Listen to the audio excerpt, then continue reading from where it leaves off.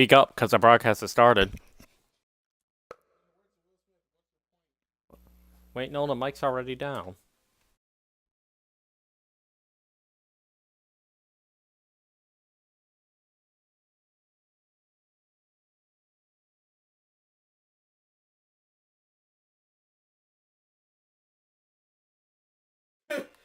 There you go. It's working. I can't turn down Kurt Angle. Working, bitch. Oh my fucking god, Kurt Angle just... No, stop turning up, Kurt. Oh Turn my... down for what? My fucking Vacation god. Kurt's gonna fuck your butthole like you're Baron Corbin. So, at first, I was wondering why I couldn't hear anything. So I hit some buttons, and then the next thing I saw was just... Everything went black as Kurt Angle's theme song erupted in my ear.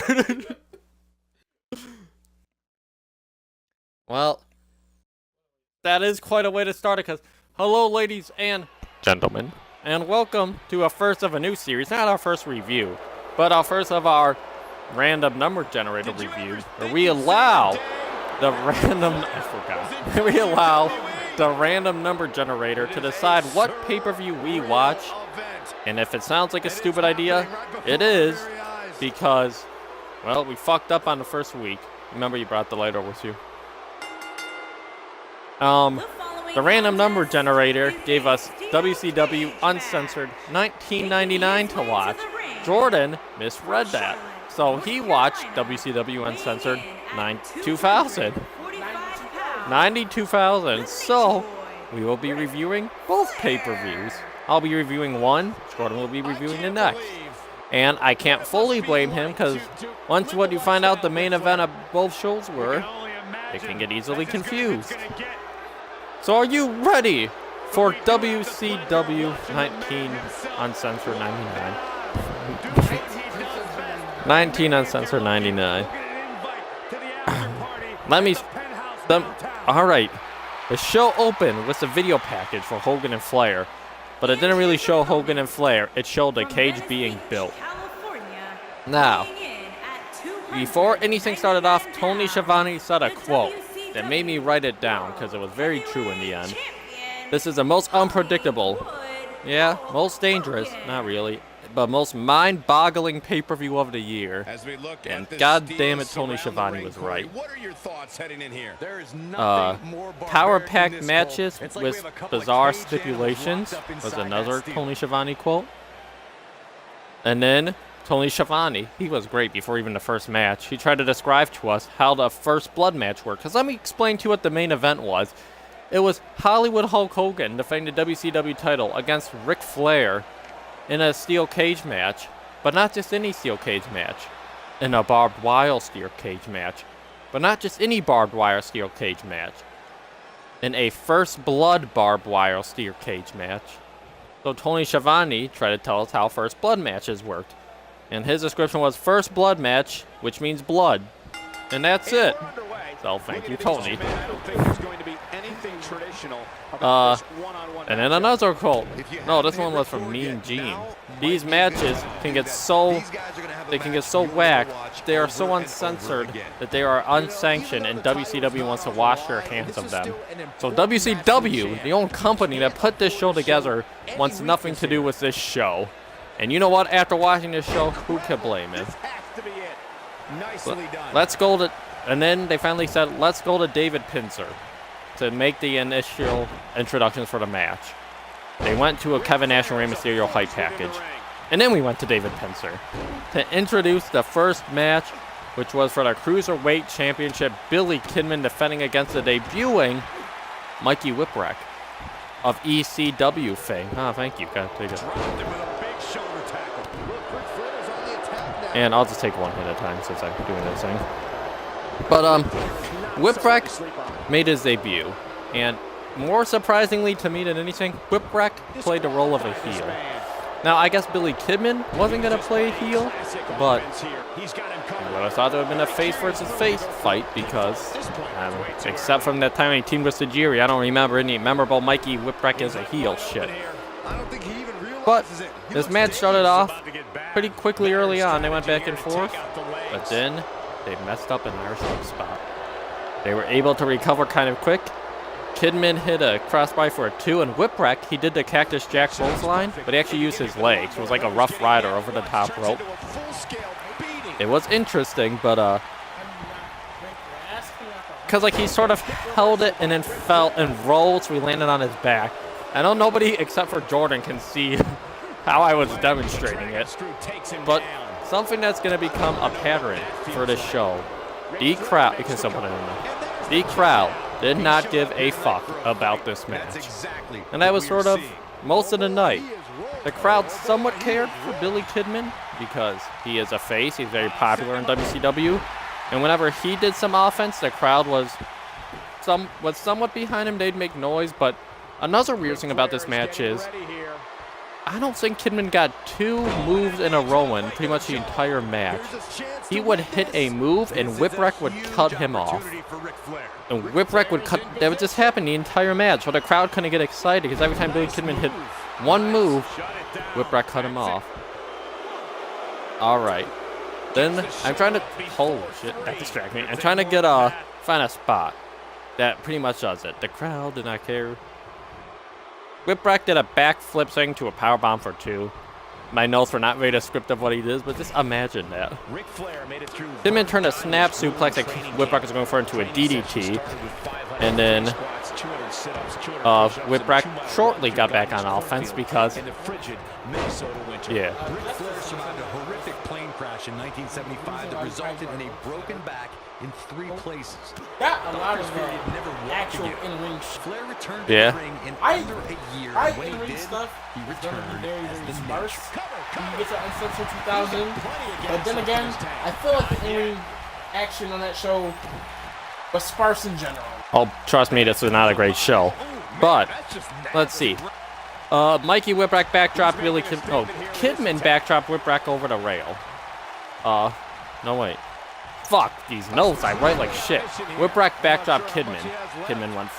Whipwreck went for a dive over the rail but missed. And you think that this would be Kidman's coming back. Nope, Whipwreck right back on offense. Kidman can't hit 2 moves in a row. Kidman hits his Clash of the Titus on the top rope. He goes to the top rope and Mikey just cuts him off. He hit a double underhook facebuster. Cut off. I think I just started writing moves that he hit and he was cut off. Mikey hit the Bloody Sunday. Went for a power bomb. Cool. Kidman turned into a DDT and hit the Shooting Star Press to win. Now what I can say about this match is, in ring wise, it was probably the best match of the night. Which is quite a way to start off a show. What's your best match of the night? Heat-wise, this was abysmal. I think that it could have been better if the crowd would have cared about Mikey Whipwreck more, because they did a lot of cool stuff. It was a good heel versus face match of Mikey Whipwreck taking out Billy Kidman. And now honestly, I'm not a star rating type of person, because who am I to judge wrestlers, tell them how good they were. But if I had to rate this out of a match of how much I enjoyed it and in ring, I guess it would be 2.5 out of 5. This was an average Nitro match. The next thing, we get a promo package for Stevie Ray and Vincent, and my exact words were, "Oh fuck," because it meant that I would have to watch Stevie Ray and Vincent. Stevie Ray in that promo package cut a promo on Vincent, saying Vincent is yak, but ain't yak no more. He said that to Hollywood Hogan, as Hollywood just sort of bobbed his head as to say, sure. This is control for the NWO Black and White, and that is pretty sad. So think about how hot that act started, and 3 years later, we are watching it go for control between Stevie Ray and Vincent. Virgil and Booker T's lesser tag team partner. But let's get into the match. It was a Harlem Street fight. I wrote down the rest of the members of the NWO Black and White at this point. It was Stevie Ray,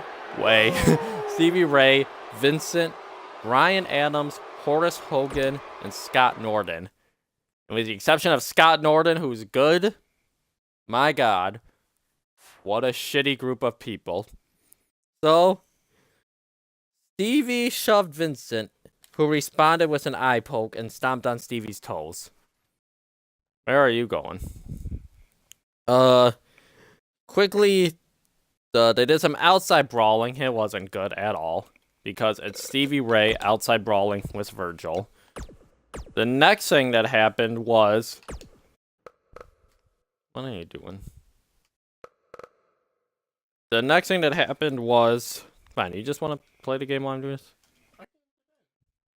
That's weird. But the next thing that happened was...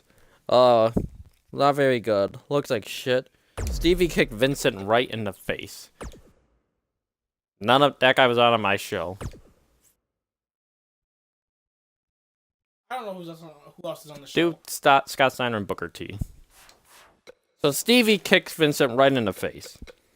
They brawled into the crowd, right? Yeah. The crowd didn't really care. But something interesting that they did was, they brawled right into a section of about 50 or more empty seats. Just like you could tell, as he's in K for King.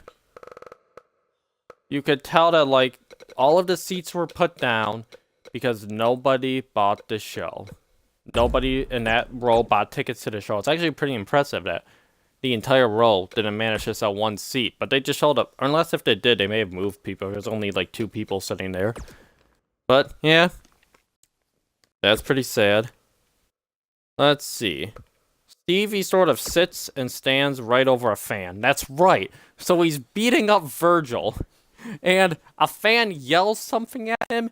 And Stevie Ray responds by going over to that fan and like standing right over at him and sort of squatting. So it looks like he's sitting on the fan's lap, like facing him and yelling at him, which is an effective tactic, I guess, because Stevie Ray's a big intimidating guy, and if he sat on your lap to yell at you, I don't know. That would just be... I'm trying to read this quote. Well, whatever it goes. Tony Schiavone said something. It's not a great thing. This is a sampling of what we gotta come. That's what Tony said. And if Vincent versus Stevie Ray is a sample of what's to come, and there's more of it to come, it was gonna be a long show. And it was a long show. Stevie went for the atomic drop, but he didn't put his knees down. So Vincent just sort of stood, and then Vincent dove into the turnbuckle.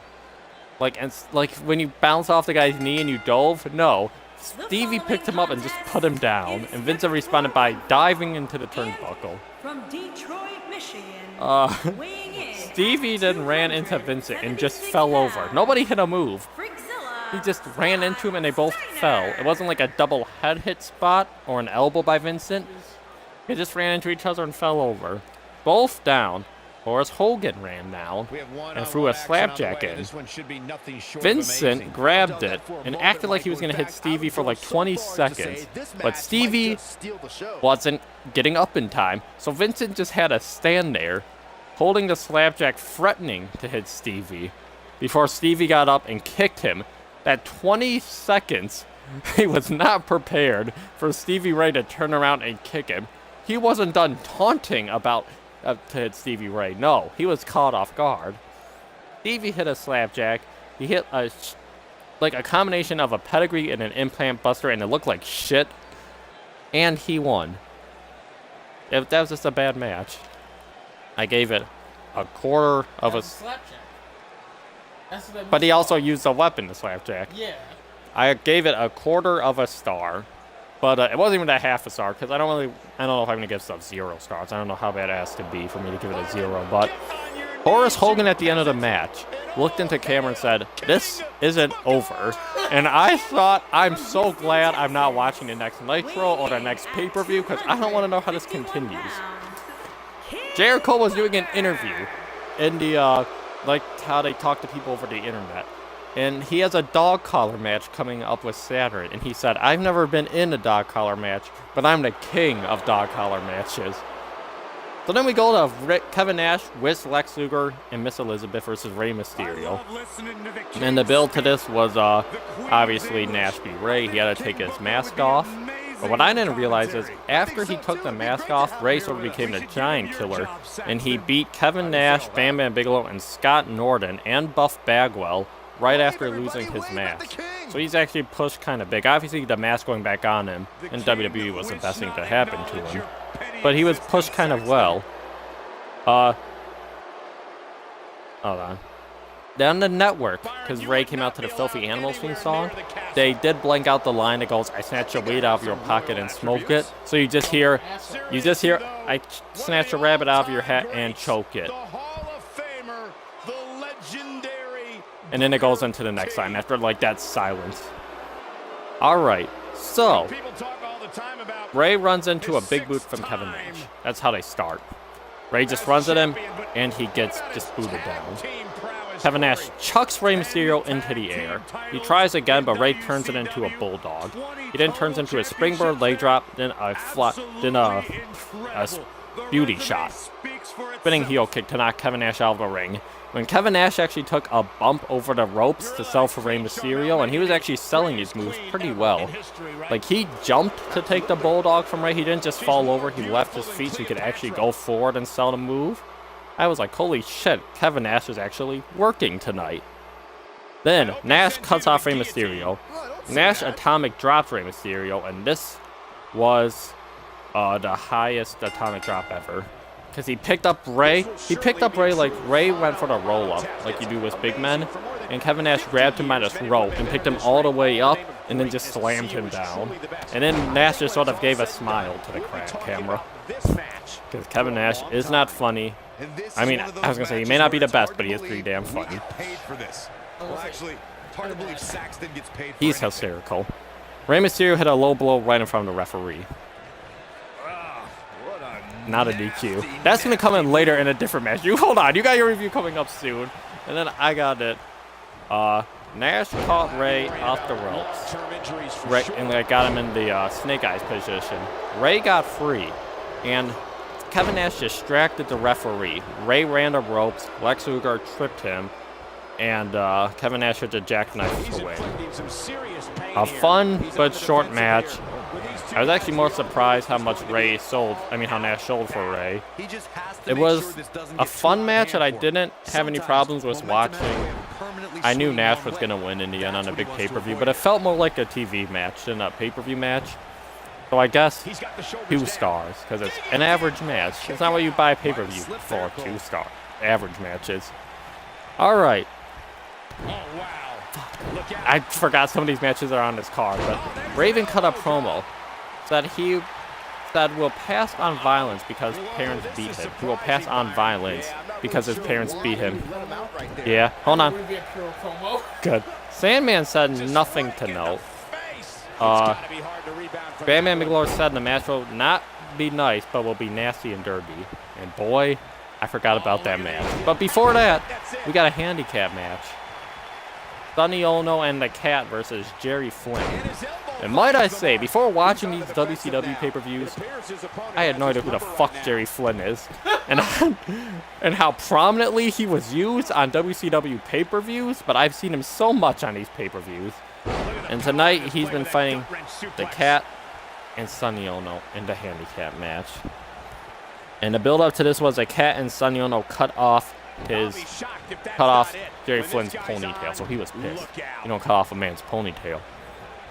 I don't remember much of this match. I'm going to have to look directly at the notes. Flynn with a corner kicks. One just hit the Cat right in the peg. Not a great day to be a Cat. Cat takes kicks and no-sell it. Screams, "I'm the greatest," then gets kicked and sells it. Which is good. Flynn dives on Cat, and Sonny immediately attacks him. He immediately no-sells a dive. He gets up, and then just kicks him. So fuck your tag. Sonny tagged in. He carefully... Okay, this was good. So the Cat had beaten down Jerry Flynn to the point where Sonny Ono thought, well, I can come in and do something maybe. So Sonny Ono gets tagged in, and he sees Jerry Flynn's down. And he sort of like kicks his dead body, and Jerry Flynn doesn't move. So Sonny Ono, like, smiles and looks at the crowd and does a karate pose. And then he goes for the cover, and Jerry Flynn kicks out, and Sonny Ono makes a desperate sprint to the cat. And he does manage to tag in the cat as Jerry Flynn, like, grabs his foot. So the cat comes in, he starts beating up Flynn. Yeah. Then, after a little bit, the finish happened. And the finish was something. The cat had Flynn in the middle of the ring. Sonny Ono was standing in his corner, but he was standing on the bottom rope, sort of leaning in. The cat Irish whipped Flynn, so I guess Ono would punch him. But Flynn reversed it, and the cat went flying, like, head into gut of Sonny Ono. This counted as a tag. Sonny Ono fell into the ring. Flynn pinned him. Cat hits Flynn at 2.5, but referee says 3, and the bell rang. Flynn kept punching Sonny Ono after. So Ernest the Cat Miller visibly broke up the pin at 2.5, but the ref said, "Fuck it, no. I'm not sitting for this anymore," because the crowd wasn't reacting to this either. This was a dead match. Ray versus Nash has had the most reaction. But he said, "No, fuck you, we're not continuing this, it's over." Right after breaking up the pin, he just disappeared. And Jerry Flynn stayed on top of Sonny Ono and punched him until the cat finally reappeared and dragged Sonny Ono out of the ring. But for any of you who cared, Jerry Flynn beat the cat and Sonny Ono in a handicap match. Up next, we got a hype package for the tag title match, which we'll get to eventually. Oh wait, by the way, Jerry Flynn and the cat got 1 star. This is I'll be asking you for star ratings for your shows too. We'll just come up with them as you remember them. Oh, all right. Up next, we got a hardcore match. We got Bam Bam Bigelow versus Raven with Chastity. And my first question was, who the fuck is Chastity? And then I found out it's his sister. And Sandman, who at the time was known as Hack. Yes. What a time to be a Sandman. Yeah. What a time to be Bam Bam. This was for bragging rights. Just to see who was more hardcore. I guess. Bigelow and Raven jumped Sandman, but it didn't last for long as Bam Bam kicks Raven. Chastity grabs weapons. I'll just preface this by saying, if you saw any hardcore match in 1999, you saw this one. Except this one doesn't have a story to it. This one is, let's just all hit each other with stuff. And some of them did. Like,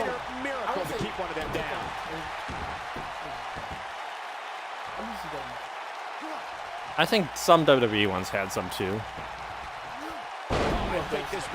Yeah, well that's what this was, except it wasn't for the hardcore title, it was for bragging rights. So, this is just basically a spot fest with sometimes a wrestling move in it. Oh, let's see, Bam Bam, he broke a broomstick over to Sandman's back. Sandman's reaction was to, I'm not calling him Hack. Sandman's reaction was to sit up. He sat up and he just looked at the camera and he went, "Ah," to sell this broomstick getting broken over his back. Bam Bam threw a mailbox at Raven's ass, which I guess Raven didn't notice because he no-sold it. I don't know how many big items hit Raven in the ass, and a mailbox isn't enough to make an impact for him to go, something just hit me in the ass. But he just walked away. Raven Irish whipped Sandman over a trash can, so he tripped headfirst into it. If you want to set up what else on this card can even be done? Nash and Mysterio. I was saying, are they even in the game? Yes. Let's see, where did I leave off? We tripped headfirst into the trash can, which was actually a kind of cool spot. Bam Bam, they fucked up a double sleeper spot. And it was, Sandman goes for a sleeper on Bam Bam. And, well, first it was Raven, and Bam Bam threw him off. So Sandman went for a sleeper. I mean, are you playing the match? You can if you want. I mean, you're not doing anything, so if you want to play. So Bam Bam threw Raven off. Sandman then jumped on his back to get him in a sleeper. Raven was supposed to jump on Sandman's back, and I guess they were supposed to, just hang on to Bam Bam until Bam Bam did something. But right as Raven fell, like jumped on Sandman's back, they all just slipped off Bam Bam. Sandman actually hit a Hurricane Rana in this match, which was not something I was not expecting to see from the Sandman. Elizabeth, yeah. She's in the game. But then no one. Only Nash, only Luger. No. Samir. Yeah, close enough. That's close enough to her. Raven and Bam Bam Bigelow did the Dudley Powerbomb to the Sandman. You know, the corner one through a table. Yeah. Well, actually, it was supposed to be through the table, but Sandman didn't go through the table. So Bam Bam just jumped on him. Raven hit a DDT. It's finish, right? Yeah. Didn't go for the cover. No. It's not like he hit it on, I think I saw it on Sandman. It's not like Bam Bam was up. No. Raven was just like finish. That's not make no fucking sense. I do too. Raven hit his finish and he was like, well, Bam Bam's not up. I just hit my finisher. Let's do more spots. He didn't go for a pin. Instead, he tied Sandman's hands together behind, like using tape, behind Sandman's bear. But about the third chair shot, Sandman's hands broke free. And he just kept them behind his back. Because, why not? Okay, but you know what? It's not it's not much worse because Bam Bam, right after Raven just did this DDT spot, Bam Bam hit a greetings from Asbury Parks. And thought, well, let's do some more spots. And he didn't go for a pin. Bam Bam spotted Chastity with a fire extinguisher. So he grabbed a fire extinguisher and he sprayed her. Her reaction was to jump in a big box that they brought weapons in. They didn't pull them from another ring. It's like a big box that opens and closes. So she jumped into it. Bam Bam set up for the moonsault on Raven and the table. But Raven's not on the table. Raven is under the table. So I guess Bam Bam's plan was to moonsault through the table and land on Raven. Now this didn't happen because Chastity came out of the box and sprayed Bam Bam Bigelow with her own fire extinguisher. So he fell through the table and Raven moved. And I was wondering, well, why was he selling that? Because his plan was to put himself through the table anyway. Maybe just Raven was a cushioning that he was expecting, and since he didn't get it, he was hurt. So, let's see, that's not the end of it though. Oh no. And then Chastity gets in the ring. And she sprays Raven with the fire extinguisher. And then Sandman hit... No, she hit him with the fire extinguisher. And then he fell down and she headbutted him in the balls. And Sandman pinned him.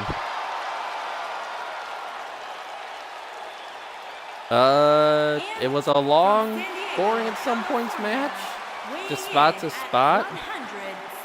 There was parts where they would hit their finishers and then not even care. I like all three men, Sandman to an extent, and but this just felt like a match you didn't need to be a wrestler to be able to do. You just had to be a person who knew how to hit people with trash cans. So, yeah, 1 3/4, I guess. I don't know. I can't give it 2 stars because I saw a lot better hardcore matches in my days. Up next, tag team titles in a lumberjack strap match. The challengers, representing the 4 Horsemen, Chris Benoit and Dean Malenko, taking on the champions Barry Windham and Mr. Perfect. And I actually wrote down the lumberjacks for you. They are Norman Smiley, Chris Adams, Prince IK, Hugh Morris, Kendall Windham, Kenny Chaos, the Barbarian Mang. Whatever. I think there were some few others, but I couldn't hear them announced because Mang was yelling in the camera. So Mang stopped that. But as you'll notice, one of the lumberjacks in this tag match was Kendall Windham, one of the champions, Barry Windham. I didn't sing it, but I had X-Files theme song like going through my head when I said that. So Arn Anderson came out before the match started, and he talked to Chris Adams, whoever the fuck that is. Oh, that's true. And he goes, "Hey, give me your Rumble spot. Not your Rumble spot. Give me your lumberjack spot." And Chris Adams was like, "Okay." Because apparently there's a set number of lumberjacks I had to have for this match. I couldn't have one extra. So Arn Anderson took his spot. Before the match even started, I see what happened. Before the match even started, Barry and Kurt Hennig tried to leave. And as they tried to walk out, the Lumberjacks just chased him and started whipping him and threw him back into the ring. There was one great spot early on with Mr. Perfect and Chris Benoit, where Benoit would chop Mr. Perfect or hit him, and Mr. Perfect wouldn't like getting hit by Benoit because Benoit hits hard. So he would try to roll out the ring, forgetting, hey, there are Lumberjacks with straps here. So they would whip him. So he'd run back in the ring and take another punch by Benoit. So he'd roll back out and get whipped again. And then he ran back in and he crawled as fast as he could to the corner of Barry Windham, and he just yelled, damn it. Because everything he tried, he just kept getting hit. They worked over Benoit for a bit, including Barry Windham hitting a not very nice drop kick. But he did it. But Malenko got a hot tag. It wasn't a very pretty hot tag. I can't really explain it, because when you think of a hot tag, you would think like the guy who got worked over is out the ring and the one guy fights off both. But like 5 seconds into his hot tag, Benoit ran back in. So all 4 guys were just brawling in the ring. Malenko was brawling with Mr. Perfect, and Barry Windham was brawling with Chris Benoit. Dean Malenko hit the perfect plex onto Mr. Perfect. And, yeah, that was actually kind of cool. I think Windham was supposed to break it up, but he was late. So Mr. Perfect just had to no-sell his finish. And then, like, right after, like, Mr. Perfect kicked out, Barry Windham falls on the referee to get broken up. And I laughed because he didn't even hit where Malenko was. He just fell on the referee. Oh my god, this show. Malenko immediately puts Mr. Perfect into cloverleaf with Windham breaks it up. And then they keep going. Eventually, Malenko gets cut off, and they start working over Dean Malenko now. Windham goes and does the mounted punches, right?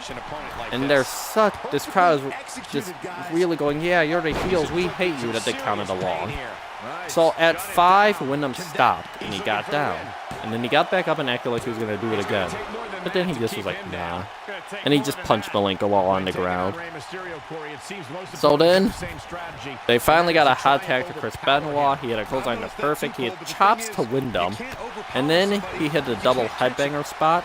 And then Dean Malenko ran back in. So all 4 were brawling. And during the brawl, Chris Benoit took off Barry Windham's belt, which is gonna become important at some point. But Windham rolled out of the ring, and Benoit followed him out of the ring and dropped the belt in the ring. Now, they start brawling on the outside, and the Lumberjacks come over because it's a Lumberjack match, and they start to whip him. But Kendall Windham gets in the way, and he's not just blocking Barry, he's blocking Benoit too, so Benoit's not getting whipped, so Kendall Windham's getting whipped by everybody. As they're brawling. Let's see. Mr. Perfect grabbed a belt. Mr. Perfect grabbed a belt that Dean Malenko left in the ring, and he hit. No, that Benoit left in the ring, and he hit. And he hit Dean Malenko with it, and then Arn Anderson got in the ring, and so got on the apron. So Mr. Perfect kicked him with some belt. You think that's enough to hold back Double A? Hell fucking no, because he ran back in the ring and just whacked Mr. Perfect in the head with a tire iron. Barry Windham got up now, and he, even though Benoit was brawling on the outside with Windham, he was still the legal man. So Barry Windham and Chris Benoit get back into the ring. Barry Windham grabs Benoit and puts him on the top rope and starts to climb it. Malenko comes from the apron, and now he has the belt that fell off Barry Windham's pants. And he was supposed to grab Barry Windham by the head and pull him down. But right when he got the belt around Barry Windham's head, he slipped and fell down himself. So Barry Windham had to fall over the top rope because of nothing. Just because Malenko slipped. This was great. And then Benoit hit a very long diving headbutt, which was actually impressive, like halfway across, more than halfway across the ring, to win. We got new tag team champions, Malenko and Benoit. It was an underwhelming match between some great wrestlers. The crowd also didn't care about this match. I don't know.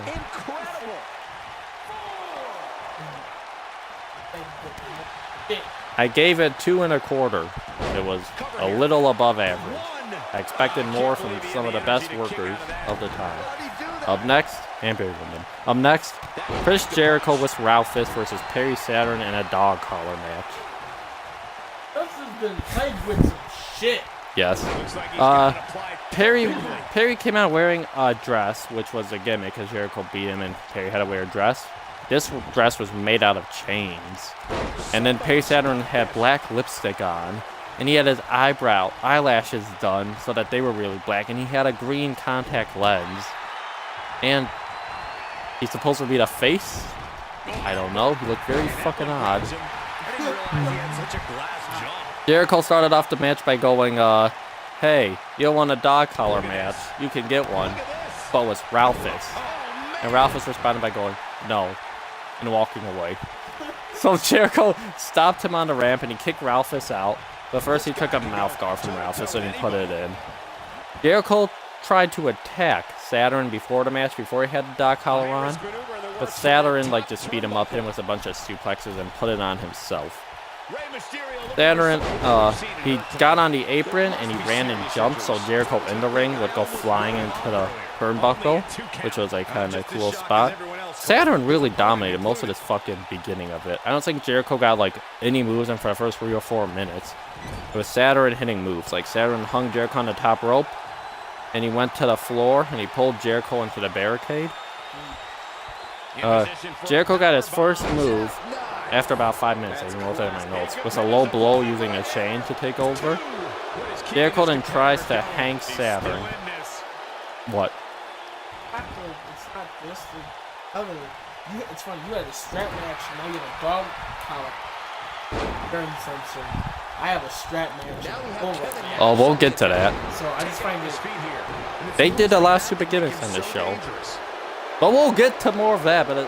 So Saturn was actually being pretty innovative with the chain. I think every move Saturn did, he involved a chain. Even punching Jericho, he wrapped a chain around his fist. So Saturn tried to make the most out of this gimmick. So I gotta give him credit there. Yeah, looking like a weird ass bitch, but I gotta give him his credit there. He looks like he belongs in Rocky Horror Picture Show. So imagine him singing in drag, and that's pretty much this match. Or don't imagine it, because that's an ugly sight to have for Perry Saturn. But he did, after he started to get offense back in, he did mounted punches to Jericho, but he does it where he puts his opponent's head under the dress. I was about to say, why are there 2 fucking Who knows? Saturn. Okay, this was actually kind of cool.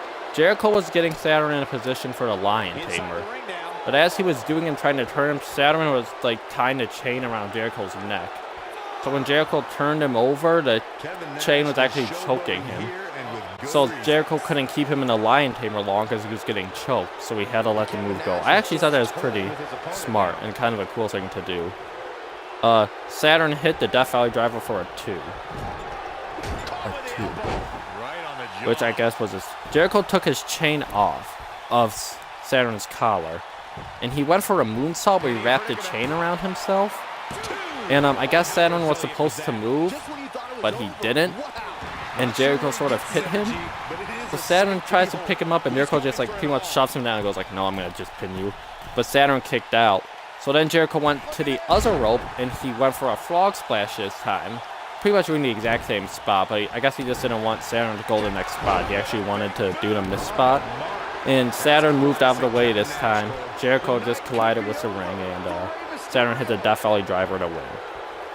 It was a 2.5 star match. I may even bring it up to 2 3/4 because they were getting kind of creative with the chain there. A good match. Now, we move on to the Television Championship. Scott Steiner with Buff Bagwell defending against Booker T. And if you think this sounds like the best match on the card, I thought so too. Just you wait. There was a lot of stalling going on. Every time Booker would want to get it started, Scott would go out and shout something at someone. Booker, I didn't take notes for a good amount at the beginning of this match. And I probably should have because the second portion of this match went by really quick. And at one point, Booker hit a crossbody on Scott Steiner and went for the pin. Buff Bagwell immediately pulled Booker T out and just started punching him in front of the referee. And the referee's like, aight. So I thought, all right, this is no disqualification. Booker T like started fighting back, and he beat up Bagwell, but then Steiner laid him out. Later on, Steiner hit Booker T with a chair, and they brawled into the crowd. So I thought, alright, because the referee was just looking, this is no disqualification. But as I was writing, this is no disqualification, Scott Steiner has Booker T like on the ropes doing a choke, and the ref counts. He goes like 1, 2, 3, 4. I was like, so is this not DQ? And right as I say that, like trying to think, I can't tell if this is DQ or not. Steiner distracts the referee so Bagwell can hit Booker. The very same Bagwell that pulled Booker out of the ring and was punching him in front of the referee. Now Steiner had to distract the ref so he could do this. Steiner hit a huge gorilla press in the belly to belly to Booker T, because even in the middle of the stupidity of this match, these were two good wrestlers. I don't know what the next match to do is. I'm finishing this review because I've used everyone I can. So put old Jericho in with somebody, I guess. What's it, like a WCW guy? Alright. So, yeah, in between the stupidity of this match here, these are two good wrestlers. Booker T went for his comeback. He went to sidekick Scott Steiner, but he ended up crotching himself. But it didn't really affect him long, because he eventually hit the scissors kick. And Scott Steiner immediately got to his knees. Now, I know that the bookend was Booker T's finish in WCW, right? Yeah. But it's still really weird watching him do the scissors kick, and the guy, like, immediately get up to his knees. Because, obviously, the scissors kick, we know what it is. His finisher. Yeah. Find someone who says, I'm like Perry Saturn. That works. Yeah, I guess that's actually pretty good. That's actually a pretty good reason. So he hit his scissors kick, hit the spinner Rooney. Steiner got to his knees, and he hit a flapjack on Scott Steiner. Let's see. Flapjack. This show. Even the swaggers. So they did a little more wrestling, and Bagwell got into the ring with a chair. And you think, well, now he's in the ring with a weapon. You think right when the weapon gets in the ring, the ref would be like, no. But the ref's like, aight. And Steiner holds Booker T. Bagwell runs to hit him with the chair. Booker T breaks free, and Steiner gets hit by the chair. Booker kicks the chair into Bagwell's face and pins Scott Steiner to become the new champion. This was about a 2. I gave it 2.5, but now reviewing it 2.25, because I expected a lot from these two. I'm a big fan of both of them. But this, just the booking of the inconsistency of Bagwell's run-ins. And if we're talking about inconsistency, that brings us to the main event. Because it is time for the WCW Championship on the line. Hulk Hogan, Hollywood Hogan, defending against Ric Flair in a first blood barbed wire steel cage. But that's not it. If Flair wins, not only is he the champion, he's the president for life. But if Hogan wins, not only is he the champion, but Flair is gone from WCW for life. And as we know that Flair wrestled in WCW and Ernest and Cat Miller and Mike Sanders were presidents, neither of those stipulations actually happened. But let's see. Before I go into this match, because this is a match. Let me say, I think Flair and Hogan actually both worked really hard in this match. Their wrestling was not the problem. Well, Hogan, this match, wrestling exactly like heel Flair versus face Hogan, when it was actually face Flair versus heel Hogan, that was a bit of a problem because they didn't change up their match at all. They worked it like Hogan was a face and Flair was a heel. Hogan beat up Flair for most of it. When Hogan did his comeback, Flair sort of like he was terrified. Yeah, so they kind of did that weird, but for the most part, their actual in-ring wasn't that bad. Then, let's get to the match. Oh, excuse me, that's my feeling.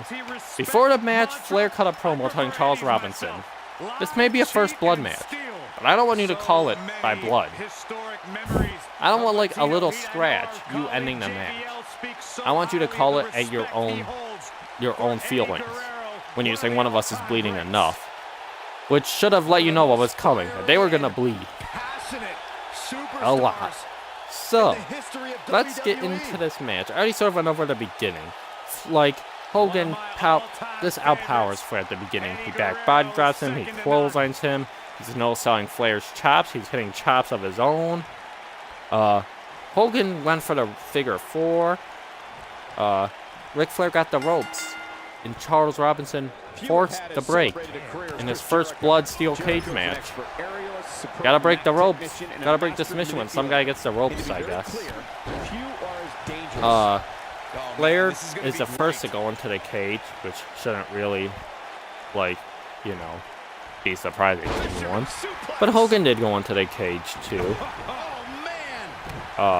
Flair got thrown into the cage again. He reacted. His selling of getting thrown into the cage was to climb to the top rope and walk across the top rope along the cage. As he was doing that, a roll of toilet paper was thrown right at him and made it into the cage. So there was a roll of toilet paper in this ring during this match.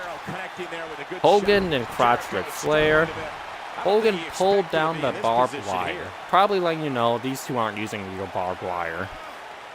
These two aren't really doing... I think you're actually wrestling this match. Yeah, you're in it. So these two aren't doing real barbed wire. Just finish the match, I guess. These two are not going to use real barbed wire. Let's see. Where did I leave off if I got distracted by that? He rubbed Ric Flair's face with a fake barbed wire. That's basically it. By this time, Flair's face was covered in blood. Like, his entire forehead was blood. It was starting to run down to his cheeks. That's not enough to stop this first blood match. No. Eventually, Hogan's face would be bloody too. Hogan uses his weight belt that he always whips people with to whip Ric Flair. Hogan goes for the pin. The ref said no. You win by blood. Flair's head is covered in blood, is what I wrote. So, the fuck. D-A-F-U-C-K is in my notes. Flair hits Hogan with something. Like, he pulls it out of his pants and hit him. I'm guessing it's brass knuck, but he puts it away so quickly, you can't tell. It was like he's actually trying to hide it from the ref and the world, because you couldn't tell what he hit him with. And, Hogan started bleeding. Not it. David and Tori Wilson came out to watch the match. Flair hit an elbow drop and went for the pin. The ref counted to 2. That's right, the same referee that told Hogan, no, I'm not going to pin for you, Hulk Hogan. You got to win by blood. When Ric Flair went for a pin, Charles Robinson dropped down and gave him a 2 count. So what the fuck? But you win by blood. But so my notes say, so he went for the pin. Why'd he go for the pin? You win by blood. But there's no blood. But there is blood, and no one's won. So what the fuck is this match? Hogan hits his face comeback. He's running wild. He hits his leg drop and went for the pin. The referee, Charles Robinson, he was sort of reluctant to count, despite just counting for Ric Flair. He eventually got down to count, and Ric Flair kicked out at 1. But it was Hogan's leg drop kicked out of at 1. Because the referee took so long. Which again, why is he going for covers in this first blood match? I have no idea. Whatever. I'm almost done. Flair hits a suplex to Hogan. This did not happen on Uncensored. Flair hit a suplex to Hulk Hogan.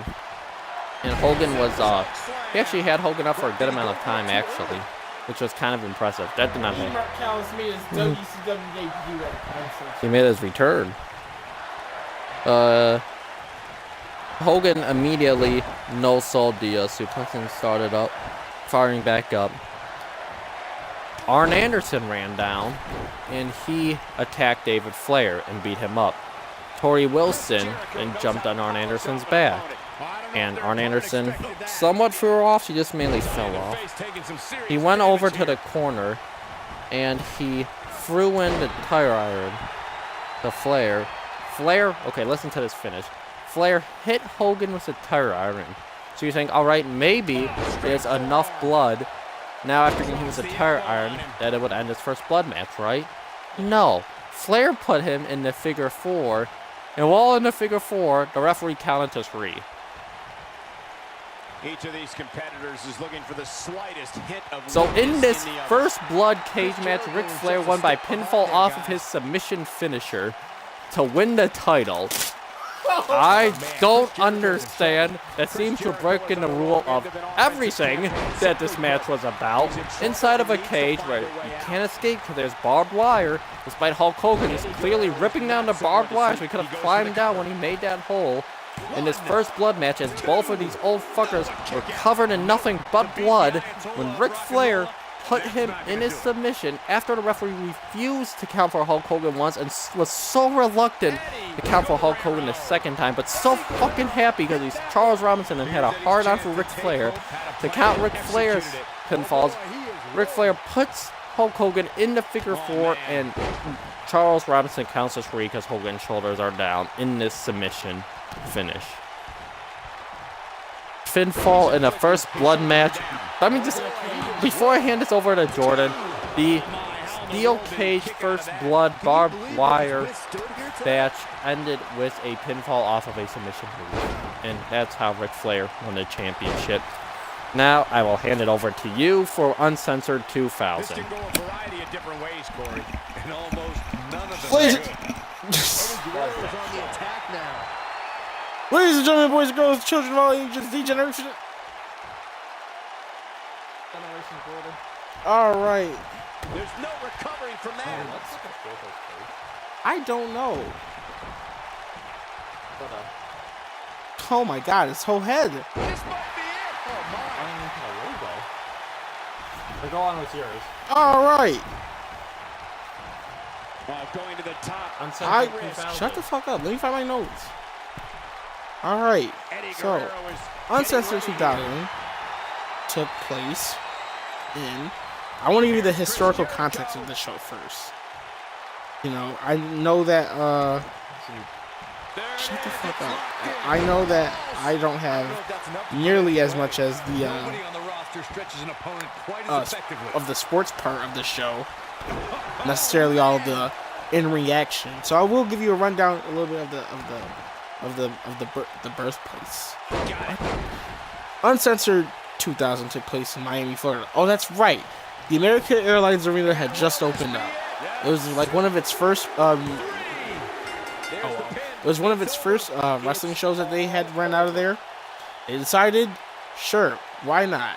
WCW at the point of this millennium, not doing the best. Actually, it was probably like 99, 98 when that whole thing happened. Yeah, WCW's not doing the best right now. Would you like to tell us a creative follow-up main event from my Uncensored to your Uncensored? The follow-up? Well, how better than another Hogan versus Flair match? It's a stipulation. Oh, the stipulation, you may ask. Nothing we haven't seen before. It's a Yappa Pie Indian strap match, Jack. Those are the words that Hogan used so famously.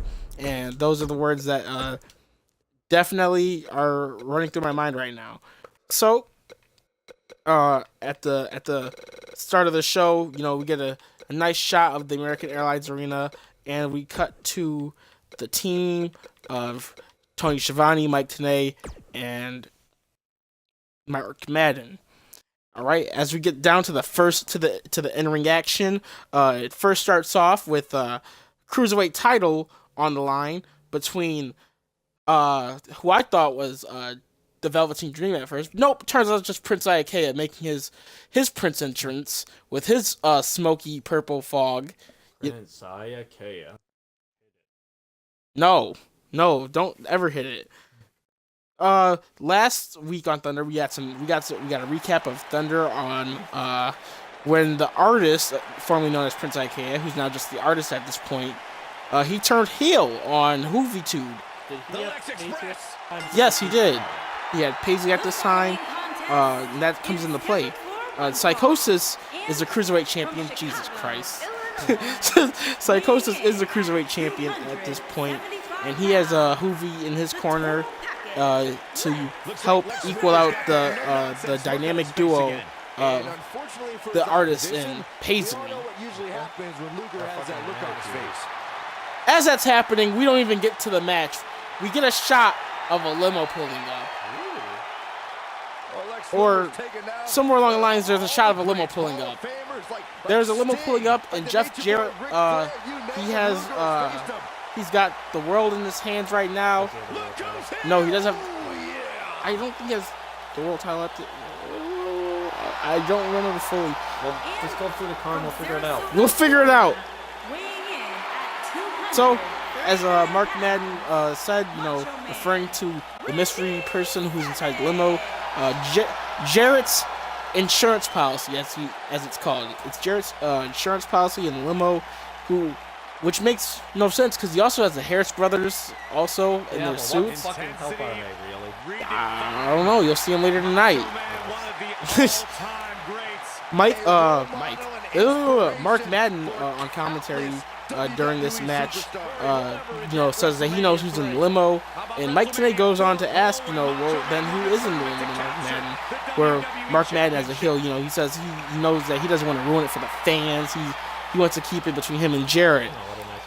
And then Mark Madden actually goes back on his word 10 seconds later and says that, he actually is stupid and does not know who's in the limo. As the match gets ready to start finally, after after all the cuts and what's going on in the ring, then the match doesn't start because making his debut for WCW, it's Hard Knocks Chris Candido. Oh yeah, I like Chris Candido. And it's really sad to me actually at this point because Chris Candido shows up and that's the same reaction I had was hell yeah, it's Chris Candido, and these fans, I don't think there was any hype for him. I don't think they've hyped him. He's just some schlup making just an entrance with no music or anything, just walking on the entrance ramp. That's funny, because it actually reminds me. Candido wasn't in the match where Whipwreck was, but Whipwreck had no music. He just made his debut, just walk out there you would think that these guys are guys that they pulled out and actually probably wanted to do something with, but they don't even give him a proper introduction in any way, shape, or form. Well, no one reacted to anything because no one reacted to this fucking match. That's the one thing I really got into. You notice that the match really, it's not, or at least at this point, anything on the match really wasn't sticking. I know that there's a lot of points where Psychosis would use his good lucha skills to fight back, where Paisley was also helping out Prince Iaukea more, but then Hoovy wasn't really helping out much at all until later towards the end. Well, I'm getting to that right now. I was gonna say the story of the match really takes a backseat to Chris Candido. If you ask me, Chris Candido on commentary is really putting over himself and doing a good job of putting over himself. Where I think, like I said, there was a lack of exposure. Yeah, and I wrote right here, Prince Iaukea is as everyone says, the flamboyant heel, making suggestive gestures to Psychosis and the crowd. I noticed that he didn't even hold back. It didn't matter if you were a girl or a man. He was literally just pointing you out and being you can suck it, fucking kid. Yeah, but I mean, I think Prince was telling the Prince to suck it too, or the kids to suck it. Well, he's a little more of a perverted. He's a heel.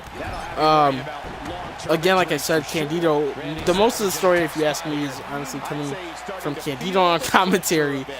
He's explaining that he's got all the skills in the business to make it like those who in the ring. He's got the high flying ability as I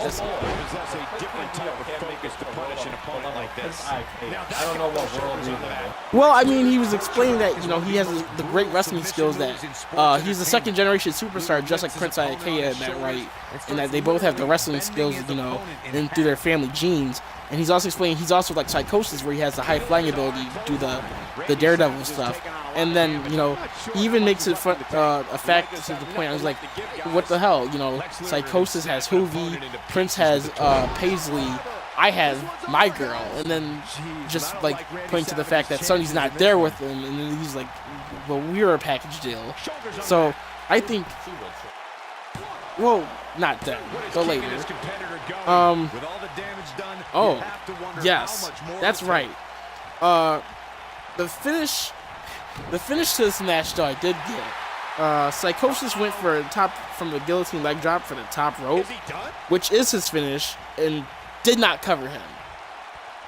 While he did not cover him, he stood up, looked around, and waited for Paisley to distract him. Then Paisley distracts but Psychosis, lures him in, and there's this long time period of just like Prince Ikea waiting on the middle rope to do something. As Psychosis is just like, are we done now? Are we done now? Okay, now I can turn around and get hit. And there you go. Prince Ikea picks up the win for the Cruiserweight title. I think so. I'm not sure. Was there any other memorable like good stuff over that match? Prince Ikea fell out to the ring. Psychosis did a crossbody from the top rope to the outside of the ring. Hoovy and Paisley got into a yak fight. Yeah, they got into a cat fight. Well, shut the fuck up. Let me. No. I still got more. No. Oh, I was gonna say, let's just do this inside the star ring. Pass. How did you feel about them? Did you think it was good, bad, or just meh? It was meh, but I like Candido. So The match was meh, but Candido was good. Candido did a good job of just putting himself up I'll around. accept that. Then we cut to the back. We have Gene Okerlund interviewing Bam Bam Bigelow about his protege, a man he's facing tonight, The Wall. And Bam Bam made it known, I guess you can say. He had a lot to say without saying a lot, and like me kind of with these reviews. Bam Bam said something. He said it made clear sense that he had a point. The Wall has gone too far and started injuring wrestlers.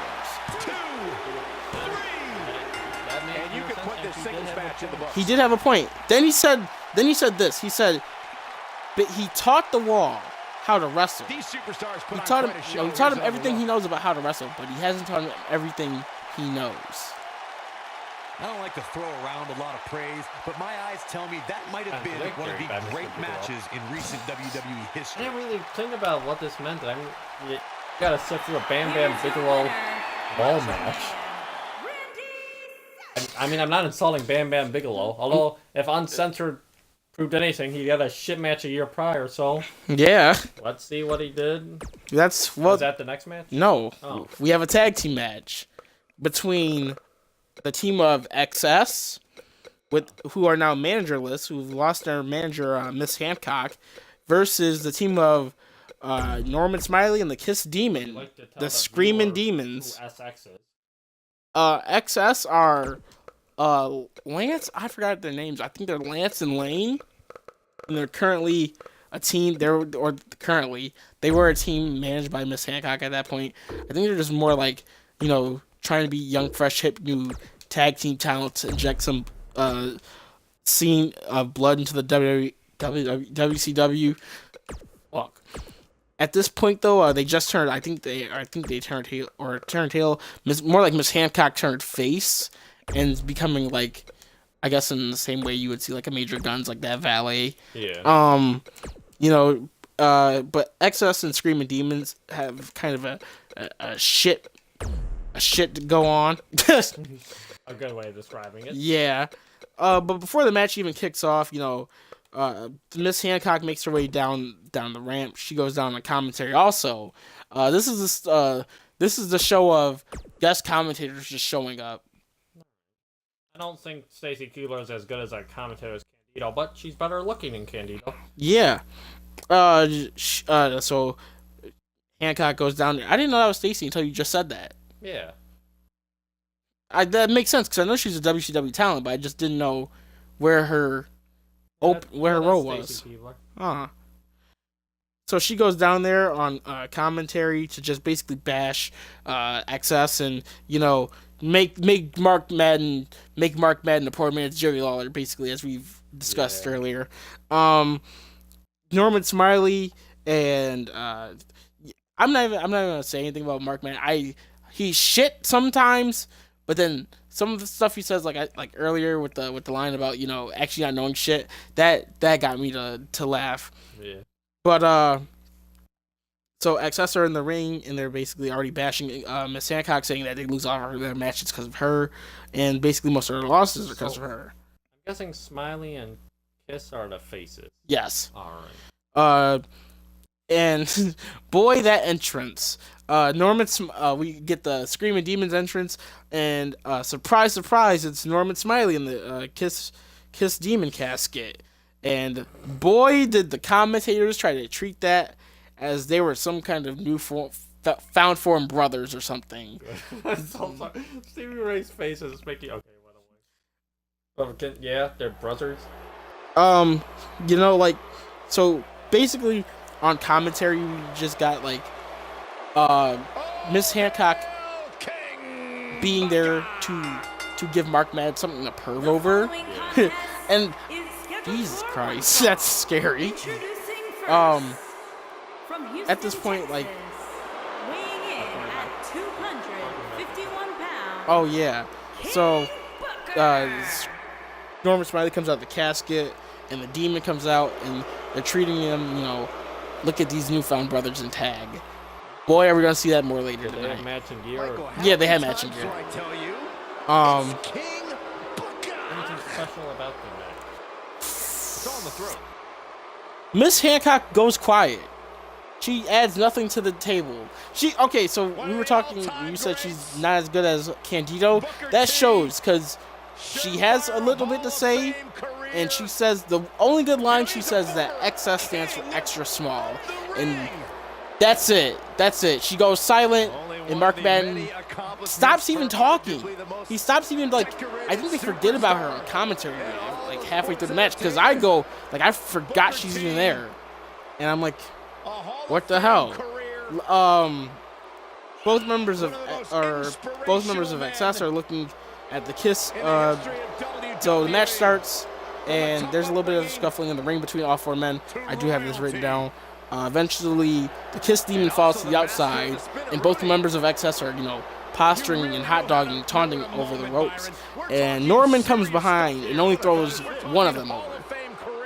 I don't know. He only decided to pick one of them. I guess he couldn't have the strength to take two arms and lift them both over the ropes. But he only comes down and only throws one of them. It's a little fucking weird at that point, because the Kiss Demon and the other one are outside fighting. I don't know if it's Lance or Lane, but halfway through the match, the camera's on them, and you cut back in the ring, and Lane hits the stroke on Norman Smiley.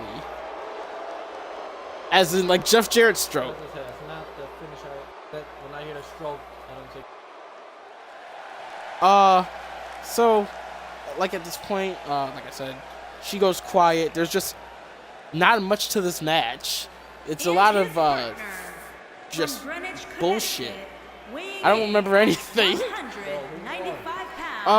I will tell you that Kiss Demon, the Screaming Demons win. They win with their, I think it was a double DT. Yeah, it was a double DT for the win. XS get mad about this, blame Miss Hancock. It was a distraction. That's what it was. That's what I had to remember. Miss Hancock in the finish. Okay, she distracted him. One got hit with the double DT pin. After this, they take Miss Hancock up the ramp and carry her away XS. And the Screaming Demons say, "We're not having none of that shit. It's uncensored. You give us back Miss Hancock." And they took Miss Hancock away from XS, rescued her from them, and she wiggled. She wiggled in the ring with Norman Smiley and the Kiss Demon, and even the referee got in. They all did the wiggle. They all smacked fake asses and humped fake air. Plenty of star power in this tag team match, guys, wouldn't you say? I deleted Hancock from my phone when I was bad. Actually bad. Here in the WWE. Actually fucking bad. Of course, Kidman and Booker T. What a shock! They were having a conversation about staying on the same page. Neither men wanted to do this for themselves, but I felt like Kidman was worried that Booker had an ulterior motive. I guess. During the time, I do remember Big T and Ahmed Johnson. Big T and Stevie Ray were getting in Kidman's head, saying, "Don't listen to him, Kidman. He turned his back on us.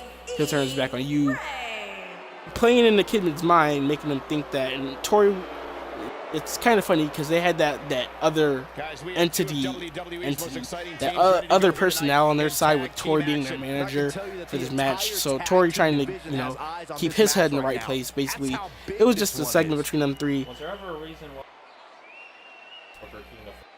I don't really think they ever went over it.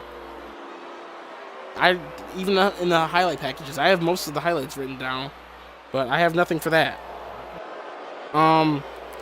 Then we cut to another segment with Crowbar, David Flair, and Daphne in the back room, in the boiler room, just talking some shit.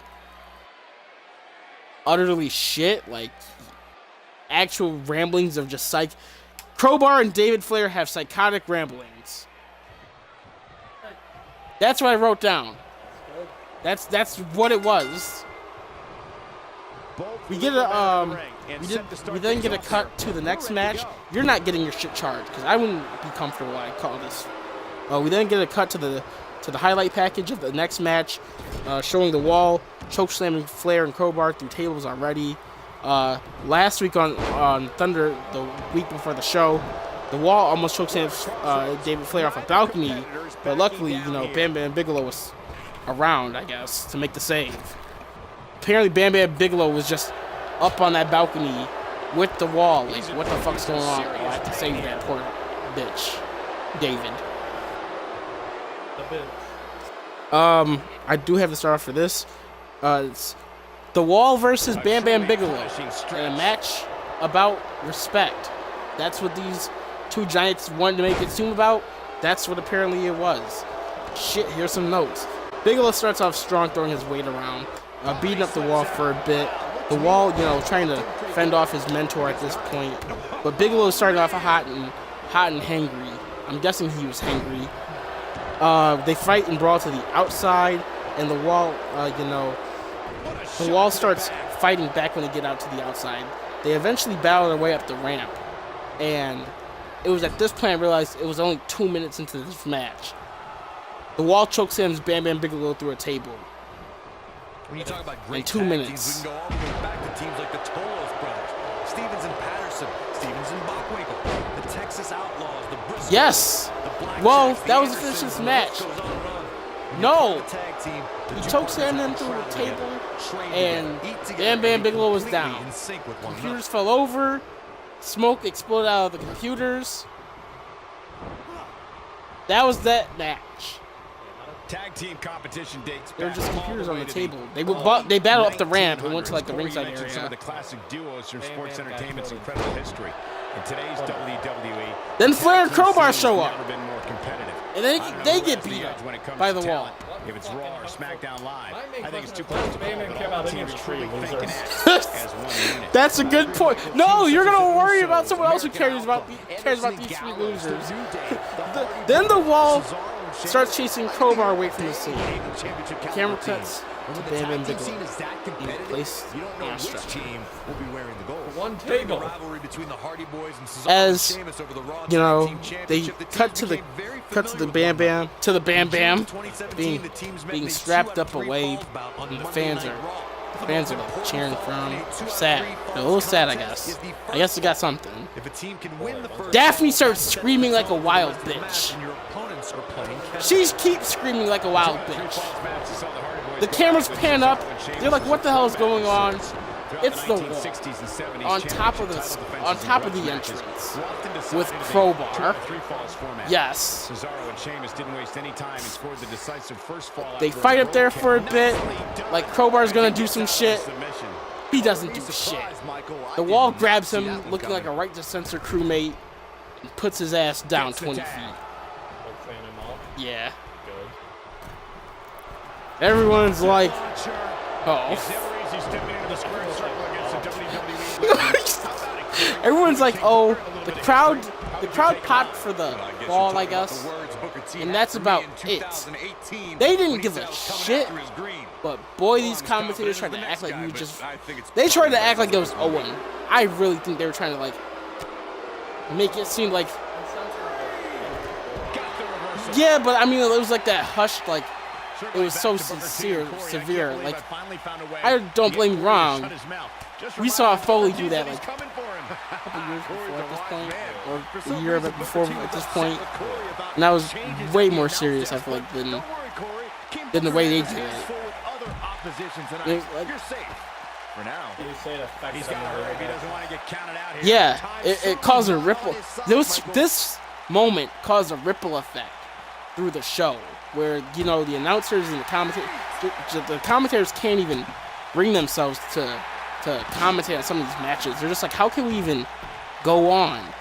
How can we go on? No crowbar got bitch slapped and killed by the wall. What was that match?